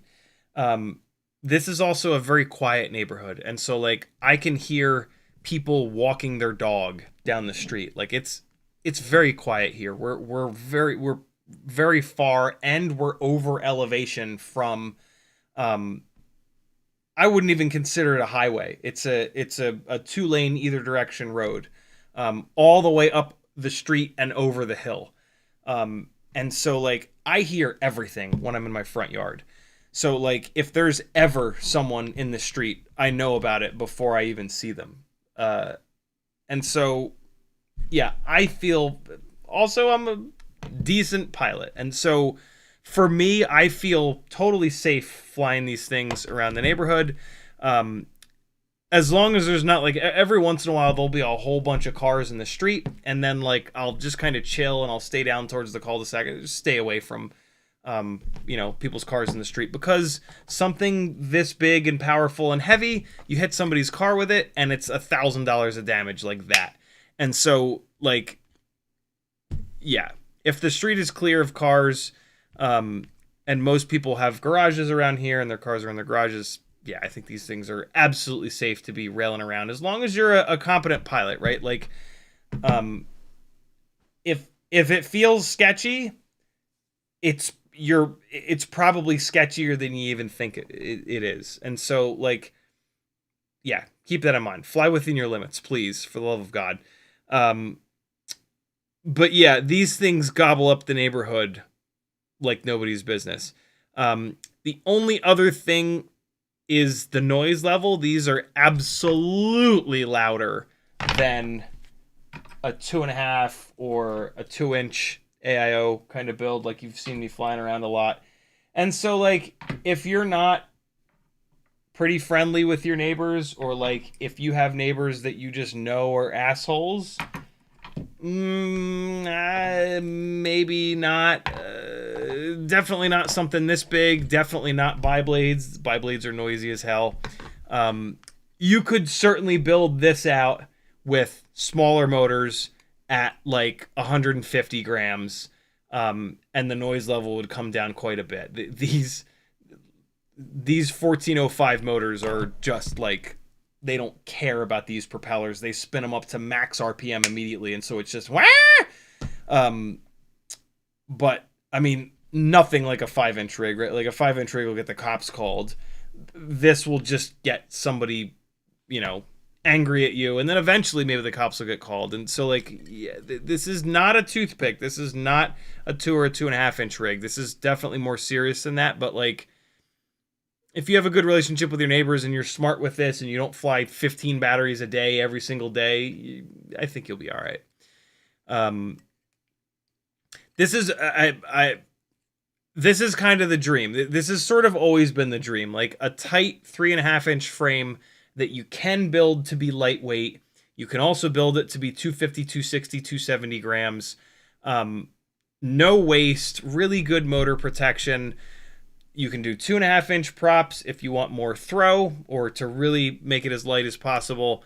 I really think that this is the best all-arounder. You can take this to a big spot if you put big motors and pitchy props on it, and it'll gobble up a big spot. You can also fly it kind of small. I want to drop this thing down in the garden and do some like really in-tight kind of stuff with it. You can run a bunch of different battery sizes, right? You can go all the way down to like a 4S 450 or all the way up to a 4S 850. And so, yeah, I've always kind of thought that 3-inch is the sweet spot. And this really kind of backs that up. This really confirms that sort of belief. You could argue that a 2.5-inch rig is closer to sort of the sweet spot. But look, like this, even the Caillou Mini, like this is an extreme example of making the smallest possible 2.5-inch rig, right? Other than going to like a toothpick style. But like, if you don't want, motor bells in frame, this is about as small as it gets for a 2-inch rig, 2.5-inch rig. It's not that much smaller, right? Like the difference in footprint between these two things is not very much. Like, let me rotate the props, right? Like, that's not very much. And so, like, with this, you can put a 2.5-inch propeller on it. No problem whatsoever. You get a little bit more clearance. Maybe someday there'll be a 2.5-inch prop arm for this. Because this central canopy here is very lightweight, and it's split base plate, and it's removable arms, and there's a lot of benefits from this over a solid base plate, AIO only, slammed stack, TPU encased camera, right? Where like if there's not a TPU front for the camera that you want to run, you're not running that camera. This is just M3 standoffs, and then you print the little loops, and then you just run a camera that has a screw on the side, and you're done. For the record, I am going to bug you 3D printing geniuses I want to try to figure out how do we do a simple little loop like this, little camera mount loop. I run these on everything. But like, how do we get like, I think we just put a little piece of TPU at like a 20-degree up tilt angle, just a little thing. And then we have a reference point, because that's the annoying thing about these camera loops is that you put them on, you put your camera in here and you go, okay, I want 30 degrees of up tilt. That looks like it might be 30 degrees. You have no idea. It could be 40, it could be 20. And so I would love something on these little, just even like a groove in the side that's at 20 degrees. And like, if we have a little marking that's 20 degrees, then if we go a little bit more, it's pretty much 30. If we go a little bit less, it's pretty much 10, right? We just need some sort of an indication of what, maybe 25 is the number, because like most of us outside tend to fly either 30 or 20 degrees. And so if we have a marker at 25 degrees, then we go a little tiny bit more for 30, a little bit tiny bit less for 20, right? But yeah, that's a thing that I do want to sort of figure out. On the Flywoo, I would love to get the Flywoo wide angle camera into this. With the Flywoo wide angle camera, it has a double screw mounting, and so now you just make a set of these M3 standoff loops that have the 2 screw holes. You make a version with them at 20, a version with them at 30, a version with them at 40. And so, yeah, that's kind of easy. But for the single screw cameras, there needs to be something. There needs to be something there. I think that's it. I think that's everything that I wanted to sort of talk to surrounding this. I played through all the flight footage. We looked at some of the amp numbers. I was expecting higher, to be honest, than that. Those amp numbers are not bad at all. So yeah, man, really, really, really impressed, which is great because that like lights a little bit more of a fire under my ass to get this thing out there into the world. But yeah, I gotta break this other one first.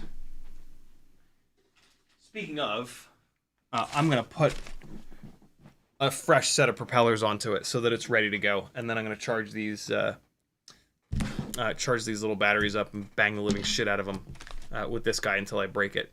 I've done some damage. I have mangled the devil horns quite a bit. I have beat the living shit out of this thing already. Like it is pretty absurd how much abuse this is put up with already. But it's got to break. I have to break it. I have motors that I don't really care about on it. I have an old ass stack and camera that I don't really care about. I've already broken 2 motors on it. But yeah, it just I won't feel right until I see where the damn thing breaks. So, all right, people. Let me get caught up on chat. I've been completely ignoring you. I apologize. It's awesome to have Demo FPV back. Demo, you better not disappear again, you bastard.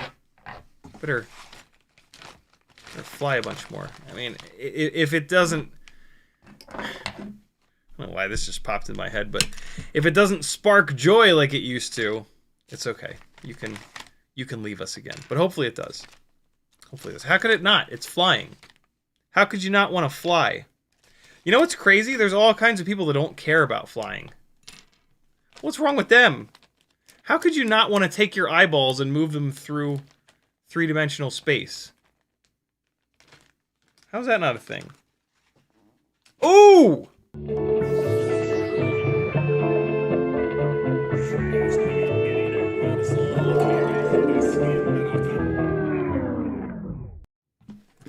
I stole that from Mighty Car Mods. Go subscribe to their channel. It's the best. They're just the best. Nyafu hooked a brother up with some goodies for giveaways. We've got something. No idea. There's not... A lot of times there'll at least be like a couple of cheeseburger words on here, but there's not a lick of English on here. We've got... See, this is what I'm talking about. We've got premium chana. Or is that Ghana? That's Ghana. Premium Ghana. This looks really good. I'm going to eat these. You guys don't get these. These are for me. We've got... Oh, little toy French fries, it looks like. I at least need, like, a picture. Look at that. There's a giraffe man on top. Madness. Absolute madness. Come on, give me some more English, yo. There we go. Jaggerico cheese flavor. What on earth is Jaggerico cheese flavor? I'm intrigued. I might eat these too. Nyafu was like, these are for giveaways. I was like, oh, sure. Jaggerico butter potato flavor. Look at that one. These are too big for the giveaway thing. So that's my excuse. This is the perfect size for a giveaway. So one of you guys are getting this.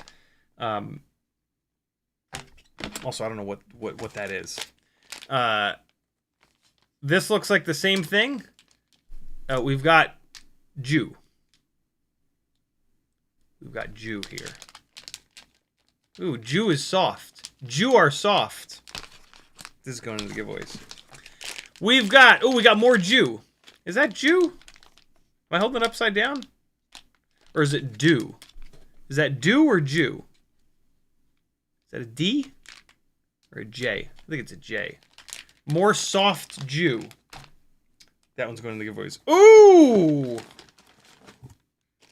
We got some props. We got some Gem Fan. Oh, very cool. 2512s. I think I might actually been running low on these. And I'm dying to test these 2512s on the really high KV 1202.5s and 1203s. So very cool. Where's my little 2.5-inch prop pile? No, I'm going to put these right here with the other little stack of 2.5-inch props. Emax Avan. Ooh, the scimitars, the 3.5-inch scimitars, very cool. The new school ones that are T-mount only, but these are a really good prop. Not the best balanced prop, but they're balanced enough, and they make a really cool noise when you fly them. They go through the air. You can like hear the blades just scything through the air like a scimitar. Didn't think you'd get any alliteration tonight, did you? Was that alliteration? Hey Siri, what's alliteration? Alliteration is the repetition of syllable initial consonant sounds between nearby words, or of syllable initial vowels if the syllables in question do not start with a consonant. Do you want me to keep reading? Nah.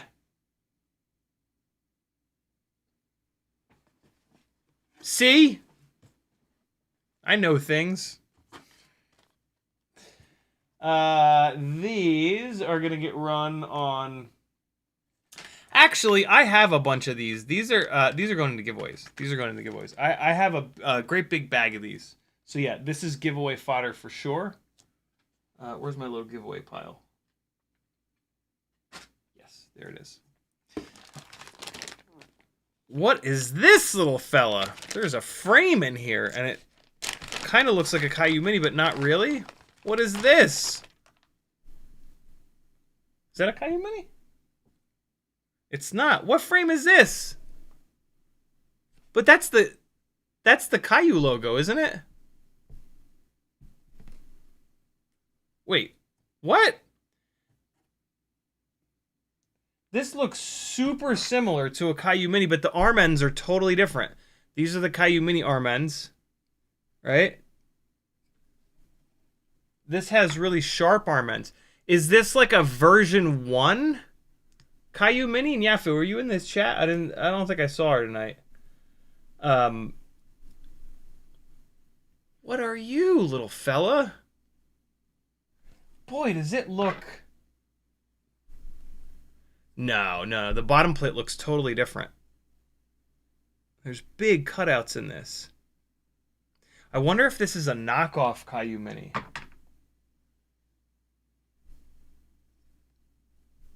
What are you? Maybe somebody in the chat knows.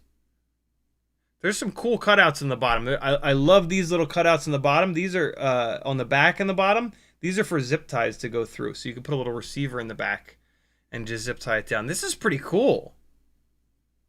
Okay. It's got 3-bolt motor mounting. This is a neat little frame. Maybe it says...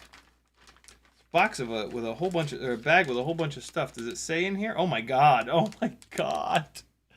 A little pack of brushed old school Tiny Whoop motors. Holy Christ. Speed supersonic. Wow. 8 old brushed motors. Blast from the past. Trying to see. Oh, there's a little 04 light camera action in there. Oh, and one of the little pieces to glue onto it.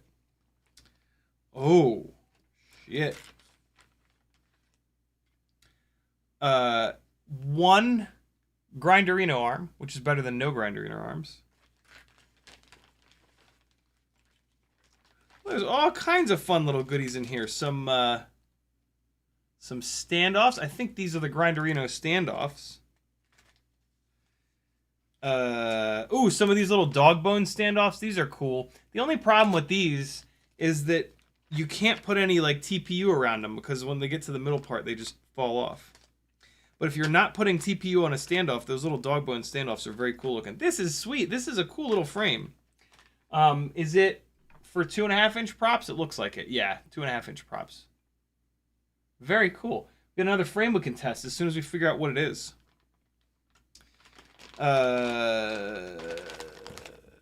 And then some more candy. Ooh, look at that. Is that big old orange? Is it an orange or a lemon? I think that's an orange. This is going in giveaways. These are hard. We got some hard oranges. Oh, I'm gonna eat the shit out of these. Strawberry Pocky, yo. Pocky is something that we get a ton of in this country, actually. We have every single Pocky flavor on Earth. I've had these strawberry ones before. They're really good. Ooh. We have a couple of Japanese supermarkets around here, and they have a couple interesting flavors of a Kit Kat, but I have not seen orange chocolate before. There are like 7,000 different flavors of Kit Kat, if you don't know. Nyafu, thank you so much. This is really, really cool. I can't not have one of these. I am a bona fide Kit Kat fan. It's not my favorite. I will take a Snickers bar or Reese's Peanut Butter Cups before Kit Kat, but I think Kit Kat might be like a close third. Let's see. Chocolate orange. Let me eat something on a live stream that I talk the whole time. That's a great idea. Ooh.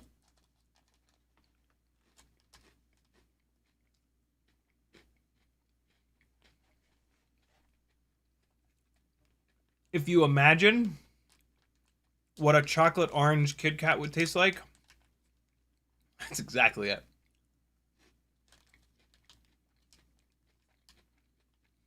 My mind is not blown, but it's also not bad. A lot of times, when you mix crazy flavors, it's like gimmicky. This is not gimmicky. This is good. I probably wouldn't do it over a regular Kit Kat, but that's still really good. I'll eat more tonight and report back. Yafu, thank you. Very, very cool. Very, very cool. And some awesome giveaway fodder. Rad. All right, so we got our mailbag going. What time is it? 11:40? Let's fly a couple batteries. No. Let me get caught up on chat, and we will. While I'm doing that, I'll put some propellers on the my frame that I'm going to destroy.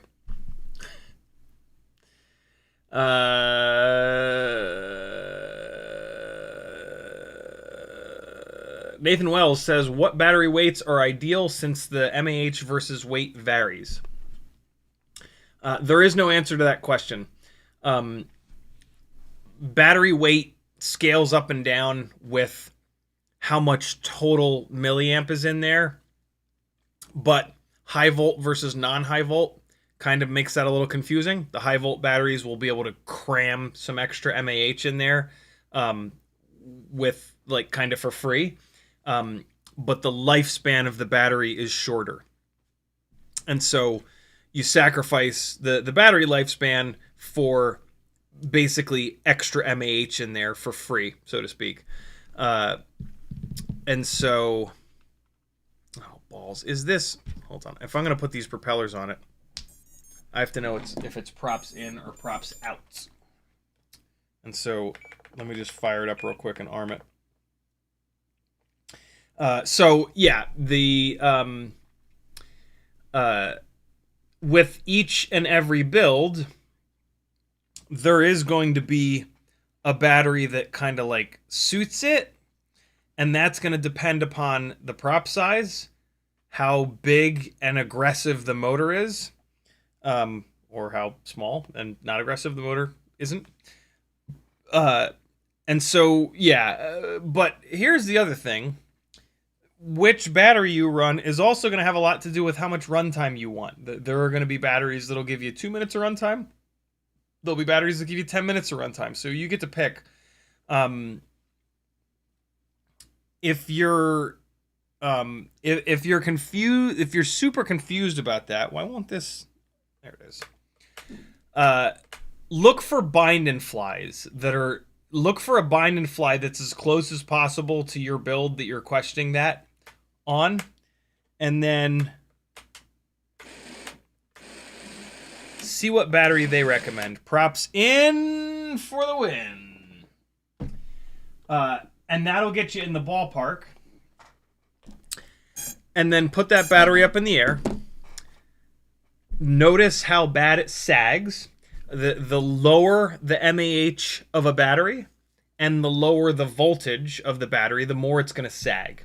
So 3S will sag worse than 4S, for example. But like, even if it's a 4S battery, but it's only like 350 mAh and it's like a big nasty rig, it's going to sag that battery too hard. And so that's one of the ways to figure out what the right battery is. But then also, you're going to try to notice some other stuff, like how long the battery lasts. Well, I guess those are the two biggest things. Yeah, how long does it last, and how bad is the sag? Those are the two ones. Also, like, does it fit properly? Can you place the battery in a spot on the build that centers this, that fixes the center of gravity, right? Like, so the Caillou Mini, for example, right? This battery bay is very short. And so if you run a really long battery, it'll hang all the way off the back, and the center of gravity goes rearwards, and that's not great. Plus, it's just not great to have a battery hanging way off the back of the top plate. And so, like, an 850 mAh 2S battery doesn't really work on this because it's just too long for the battery area. And so the physical limitations of the battery also matter. So those are going to be the three big things. The physical size of the battery, how long do you want it to last, how much runtime do you want, and what kind of battery sag are you willing to put up with. If you only want 2.5 to 3 minutes of runtime, you can probably put a pretty lightweight battery on that build, but that battery is going to then sag worse than a bigger, heavier battery. And so there's, that's the part of choosing a battery that I think most people sort of miss. And then they end up with something that, like, even on a fully charged battery, they go full throttle and it sags down to like 3.3 volts, and then that hurts the battery, right? Like, because then when you're 2 minutes into your flight and you go full throttle, it's going to sag that battery down to like 2.9 volts, and that battery ain't going to last very long. So that's how you choose a battery. That's the best way to choose a battery. Striker says, where's the cap at? No capacitor. The HD0 Gamma is rated all the way up to 6S, and so running it on 4S, it's not going to break a sweat. The Speedy B ESC that I put into this AOS 3.5, same deal. It's rated all the way up to 6S, so if you're going to run it on 4S, it's not going to break a sweat. Technically, yeah, I mean, you could absolutely make an AIO or an ESC that supports up to 6S but still needs a capacitor, but it's pretty rare. That's pretty rare. Especially nowadays. The manufacturers have gotten pretty good. The name brand manufacturers that have been around a while have gotten really good at making our electronics electrically clean from an electrical noise standpoint. Clean enough, at least, for what we're doing with them. I think the motor bell on this motor is starting to strip out, but luckily there's 4 holes, so I'll just twist it 90 degrees, and we're good. Levster says, hey. Jimmy the Cow moos. CMYK says, hashtag all-arounder. I wonder if that's what I should name the frame. Name the frame all-rounder. ALLROUNDER. CMYK says, what shirt is this? It looks awesome. This is last year's Pride shirt. Atlanta Pride shirt. That they gave me when I got there as... Is it the volunteer shirt? Let's say on the back. Yeah, it's the volunteer shirt, even though they paid me this last year. I wish they had a like a crew shirt or a photography team shirt. That'd be even cooler. But volunteer's pretty fucking cool. Nathan Wells says, have you seen the new Max frame, Max 25? Thoughts? It's designed to be a heavier rig. Yes, him and I have been talking about it. He is sending me one this week, I believe he said. It looks like a hell of a competitor for the Caillou Mini. It's really difficult to find the Caillou Mini in stock, especially after the warehouse fire overseas. And so it's really nice to have something that we can just get. The vertical carbon in the front should make more universal camera, should work better for a more universal camera mount. Hopefully he'll sell those vertical front camera plates separately, because those are going to get mangled in crashes, right? This new style of frame that we're seeing, where the camera is custom fitted into a big chunk of TPU, that's really cool from a protect the camera in something that's soft sort of standpoint. But it's annoying because every single different camera has to have a specific front piece for it, right? And that's just annoying. And so, like, a more universal camera mount, like a set of M3 standoffs or a set of vertical carbon with like an area where you can put a TPU thing in that's got holes for screws, that makes an awful lot of sense, and I really do like that. That front camera area is sized perfectly for the Flywoo 04 camera, which is arguably the perfect camera for a build like that, right? And so that's great, and that is also like a bigger camera, so most cameras are smaller than it, and it'll drop right in. So yeah, it's really, really cool. But those carbon fiber vertical plates are going to get mangled in crashes, right? Because they're not soft TPU that's just going to deform and then bounce back. And so you're going to go if you fly it really hard, you're going to go through those carbon fiber vertical pieces, but they're easy to change out, right? It's going to be like 4 M2 screws, pop the top plate off, and then it'll just eject out, and then just slap a new one in, and away you go. So yeah, should be totally fine. The one thing that I will admit that I don't like about vertical carbon fiber camera plates up front is that you can't change your build height. They lock you into a build height. With these builds, like, we're at a pretty standard kind of build height. I mean, we're putting an AIO, and then we're usually putting some sort of a VTX on top. And so, like, that used to be a real pain in the ass when we were building analog, we were building with Vistas, we were building Walksnail, we were building HD0. Nowadays, I think we've kind of focused in a little bit, and so I think maybe it's a little bit less of a pain in the ass. I don't know. I guess people still fly Walksnail. I forget about Walksnail sometimes. Yeah, it's really, really cool. I absolutely love that there is now a 2.5-inch frame available with vertical carbon fiber plates in the front rather than a big chunk of TPU. It looks like from the CAD drawings that the carbon fiber has been rotated 45 degrees so that it runs the length of the arms. I love that as well. It looks really good. And it's great that it's a 2.5-inch frame.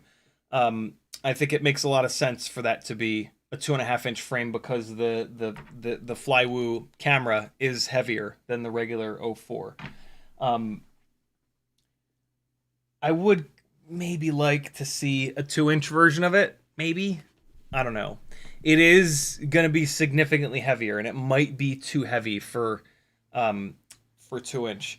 I also don't know what the thickness of the carbon fiber is. I'm hoping that it's at least 2.5 millimeters thick, if not 3 millimeters thick, because it is built to be heavier. It is built to be like around somewhere between like 120 and 150 grams. Obviously, you can build it to whatever weight you want.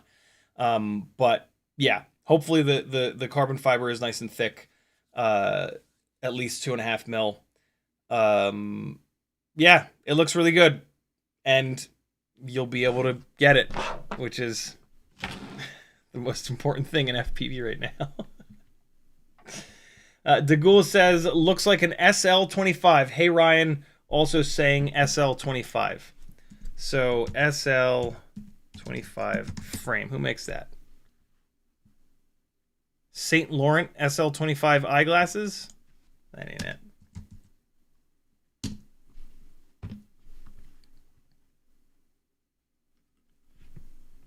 Okay. What? How can Google not find it? Since when can Google not find something? What? Hold on, let me put FPV in front.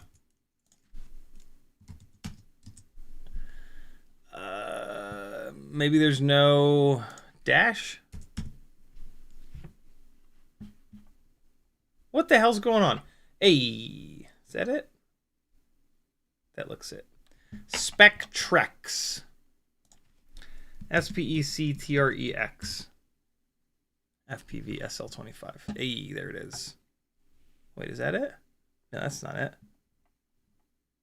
How is this so hard to find? There we go. Ah, it's from CNC Madness. Very cool. I'm super confused as to why there's a Caillou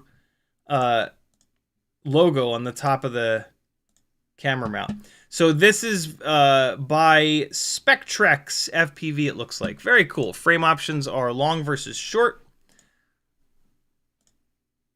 8mm or 15mm hardware. Very cool. I have seen this before. I love that there's a long and a short version. I'm assuming that this is the long version because there's that area in the rear with those slots for zip ties. And so I can pretty much guarantee you that's the difference between the long and the short. Cool. I will drop some electronics in it and do a little black boxing, and we'll compare this frame to the Caillou Mini to the Bando Turtle. Not right away, but I will absolutely do that. Look at these motor protectors. Holy shit. Long and short, different length hardware. Nice drawings here. M2x6, M2x10, canopy. Yeah, so it's the same kind of setup as Caillou with the longer bottom deck, and then the canopy slots into that bottom deck, and then there's also the standoffs. Sweet. Thank you, nephew. Very cool of you. SL25. I'm actually going to leave this opened because otherwise I will forget what it is. Capital C says that's the 533 frame, I think. Almost. Capital C says it looks like Cam Bam by 533. Almost. Dagul says those Kit Kats are delicious. They're pretty good. C2C says the Coyote frame. Nathan Wells says, sorry for the lack of context. The battery MAH/weight question was for your 3-inch frame. But then you did weigh them 60 grams to 80 grams. Sounded ideal. Your battery explanation was great, though. Awesome. Yeah, for my frame, anywhere between like 50 and 100 grams, really, for the battery, depending on all those things that we talked about. I don't think I would go beyond 100 grams, although this is a really durable frame. Like this is really thick, tough carbon fiber, and so you could probably go to like 120, 140 gram battery and still be fine. But like at some point, the battery gets so heavy that the all-up weight gets so heavy that when you crash, it just turns to dust. And so there is always an upper limit. But yeah, these batteries that I've been running on this so far are about right, which is between 550 and 850. Although actually I haven't run a proper 850 on this yet. I ran a high volt 850 that I didn't high volt charge. So I probably only charged this up to like 750. So like yeah, 550 to 750 is probably a really good range. 854S standard voltage, non-high volt is probably going to be the upper limit that you would want to be at. Jimmy the Cow says, you see clips of that 13-inch freestyle Kraken build at the Beast of the East event. Looks wild. No, I didn't. I don't pay much attention to the really big stuff. It's just so like sloppy and lazy and like, ugh. And like, I don't want to kill somebody, and I'm pretty convinced that they can. I'm pretty convinced that like a 10+ inch rig will literally chop someone's head clean off like a video game. But hey, let's fly a few batteries and then we can all get some goddamn sleep and have a good old Tuesday. We're gonna fly these We Bleed 340s because they're just awesome. If you buy yourself some, use my affiliate link, you filthy animals. What are we flying? Indestructible? Where even is the indestructible whoop? I don't know where it is. We're gonna go with the Crazy G473 build again, because this thing was a blast the other night. I gotta unplug the VRX. Hey yo! Oh! Hey yo! All right, there we go. Should get some static in a second. There it is. All right, I'm slowly setting the gates back up, and so I've got the most important one plugged in right now. So we'll see if there's. It's been really fun actually flying around here without the gates, because it makes me like look for other areas that I can kind of use. Just makes me work a little bit harder basically, which is a good thing. All right, Crazy G473 in a Cockroach 65 V3 frame. We Bleed 0702, 40,000 kV motors directly soldered to the Crazy G473. Runcam Nano 3 camera, old school Mobula 6 upside down ball sack canopy, and a ORT micro V antenna. Hanging out the back. Oh, and HQ 1.2 by 0.9 by 3 propellers. The tri-blades. Here we go.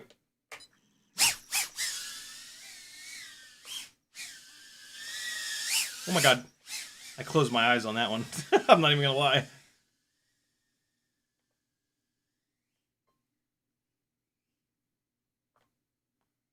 So this rig is fairly light. The Crazy G 473 AIO is a pretty lightweight AIO. Oh, yo! So, Florence is asleep on the couch down here. So we'll take advantage of that. Oh! Oh, what a catch! I did a full throttle blast when I thought it was going to hit the ceiling inverted. I managed to miss the ceiling. All right, here we go. Here we go again. Oh, shit. I would love to do that throw as a part of a dive down the stairs, but that's asking an awful lot. Try it one more time, but then it's just kind of abusive. Here we go. Nah, it doesn't really line me up all that well for it. Fly the rest of this battery up here, though.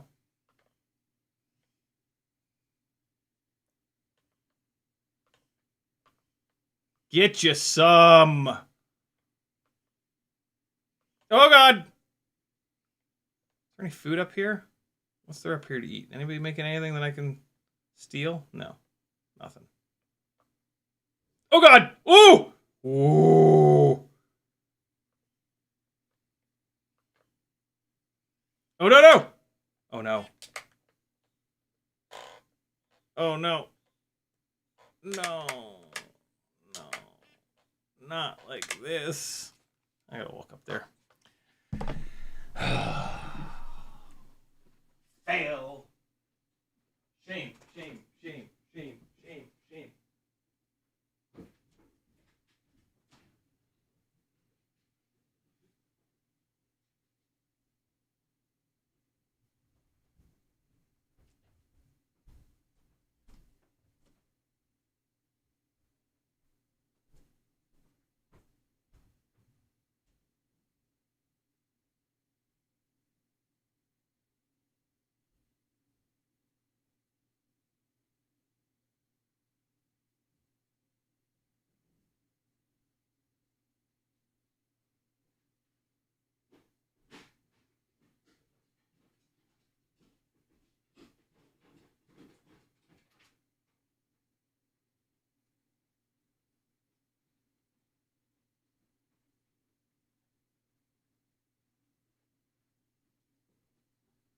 Oh, you know what time it is.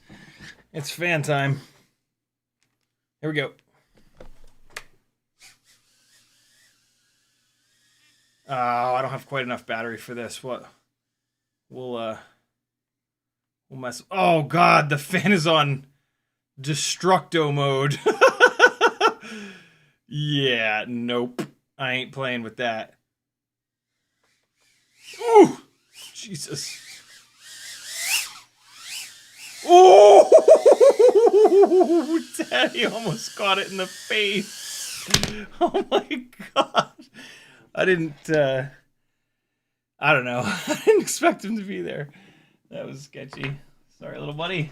Although, I didn't hit him, so I guess I don't have to say sorry. Boy, I almost did, though. I almost center punched his little face. Yeesh. Alright, let's do, so, I'm gonna fly 2. You guys fly the other 6. B. Kirk thought I was flying it backwards down the stairs. I'm not that good. Although, I could probably fly down these stairs pretty good. How many are here? 1, 2, 3, 4. So that's what? 4 there? So it's backwards. 1, 2, 3, then turn. Now, see, it's this stairwell is kind of tight. I don't know what the regulation size is for a stairwell, but this one is less than that. Oh my God, Teddy, you almost... I almost hit him in the face the first time. I hit him in the ass this time. Oh my God! It's so funny that I still, like, my autopilot still makes me do... Oh! It still makes me do the tricks that I normally do where the hanging gates are, even without the gates. Like, I mean, I've put the gates... Oh my God. I've put the gates where they are for a reason. Oh my God, what is happening? Oh, wow, I'm having a hard time behind the TV tonight. What's going on?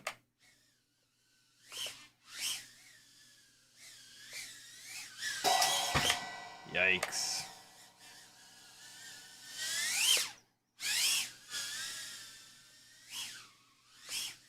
Oh, just clip the top of that Weebly gate. Nope, had to bail on that. Just trying to let that line hang, but... What up, doggo? Oh. Oh. Uh-oh. Hey! He was gonna go... Teddy was certainly gonna go help me out. He would have just grabbed it with his little mouth gently.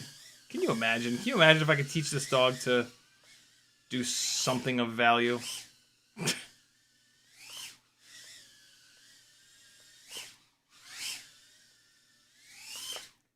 Oh! I don't know what I was going for there, but I just thought it looked cool to let it hang like that.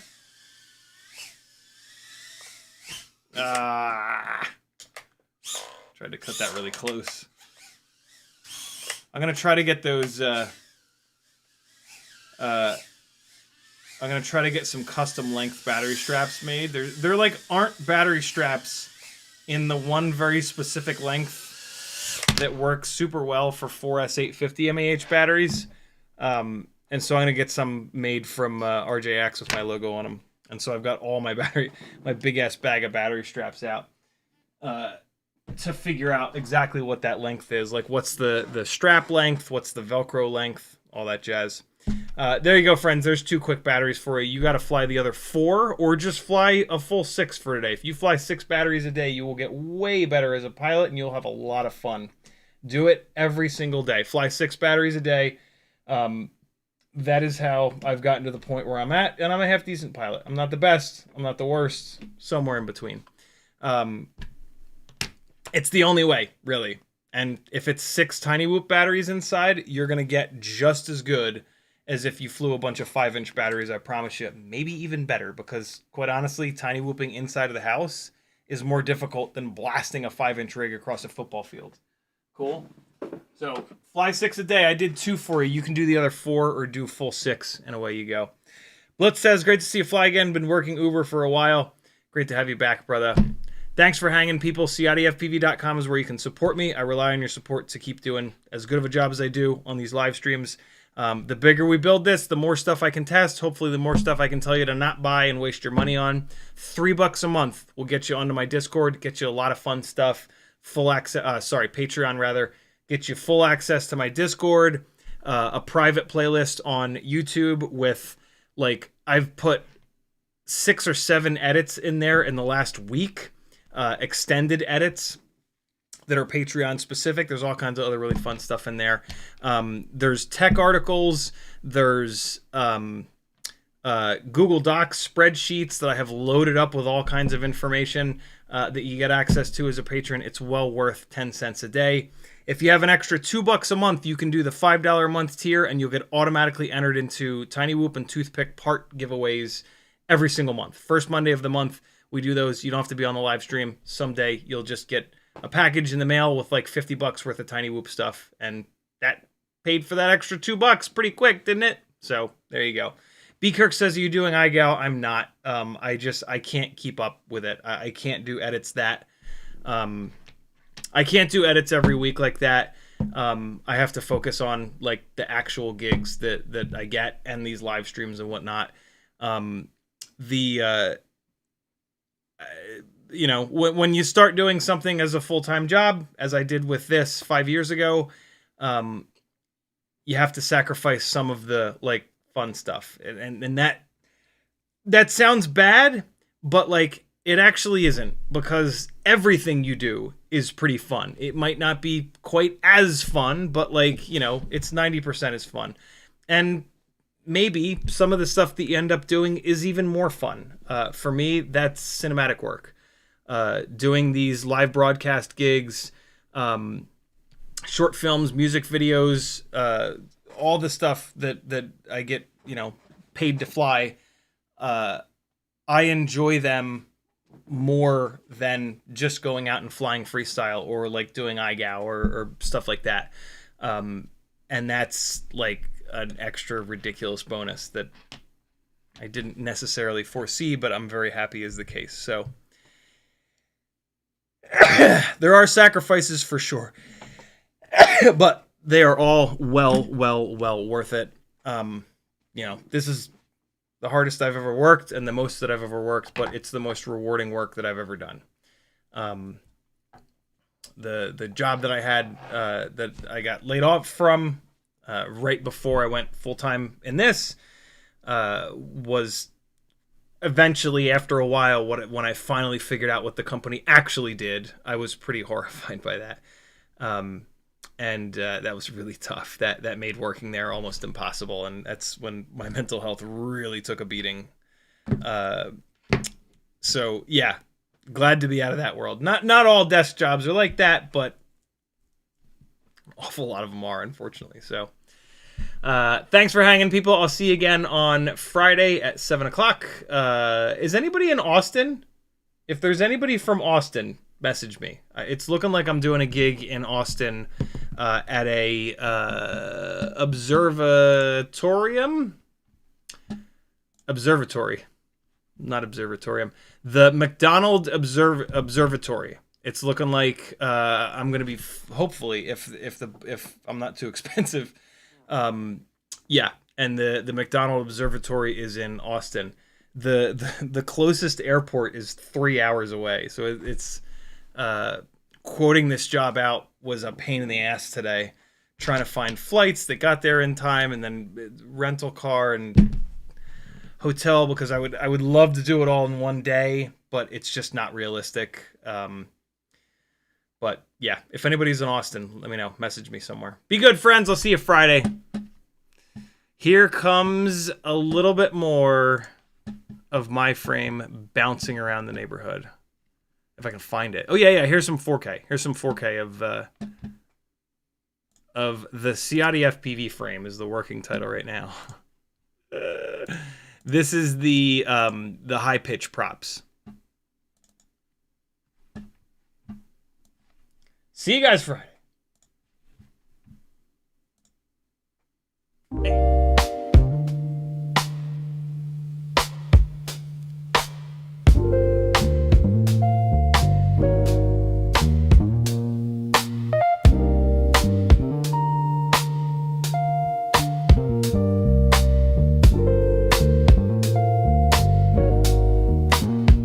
Yeah. Out in the yard where the grass grows wild, CiottiFPV's goggles locked, grinning like a child. Teddy spaghetti's, fur flies, and jet wash dreams. Yeah.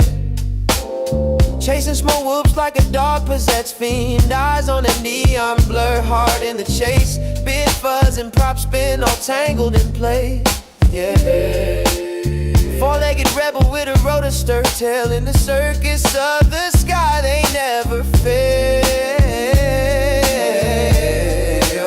CiottiFPV, Teddy Spaghetti, dynamic duo kings, barking at the breeze, throttling at top speed. They zooming through hoops, flipping in style. That schnauzer's got throttle and a toothy smile. Yeah, yeah, yeah. Shotty's on sticks, Teddy's on paws. Side by side, legends breaking all the laws. Through the kitchen, over couch scale terrain. Backyard mayhem in their flight domain. No ground too sacred, no loop too tight. Fuzz, fuel, fury ignites the night. When pilot and pup lock eyes on the prize, every whoop they conquer is a fresh cut surprise. Yeah, yo, Shotty behind the sticks, Teddy's leading the pack. Prop guard missiles unleashed, never looking back. No leash, no map, just freestyle mic. They on the dog drone streets every day and night. Said whoops, hitting low, gotta nail the dive. Teddy push throttle up, feel the beast come alive. I see the neon arc, got the sticks locked in. Teddy, yeah. Let's rip this loop, ride the roar of the wind. Teddy, yep, yeah. CiottiFPV, Teddy Spaghetti, diamond and duo kings, barking at the breeze, throttling at top speed. Zooming through hoops, flipping in style. That schnauzer's got throttle and a toothy smile. Teddy Spaghetti, Teddy and duo kings, barking at the breeze, throttling at top speed. Zooming through hoops, flipping in style. That schnauzer's got throttle and a toothy smile. Yeah, when you hear that bar cut the rotor hum, you know Ciotti and Teddy's mission's just begun. FPV's fur-faced legends, legends singing loud.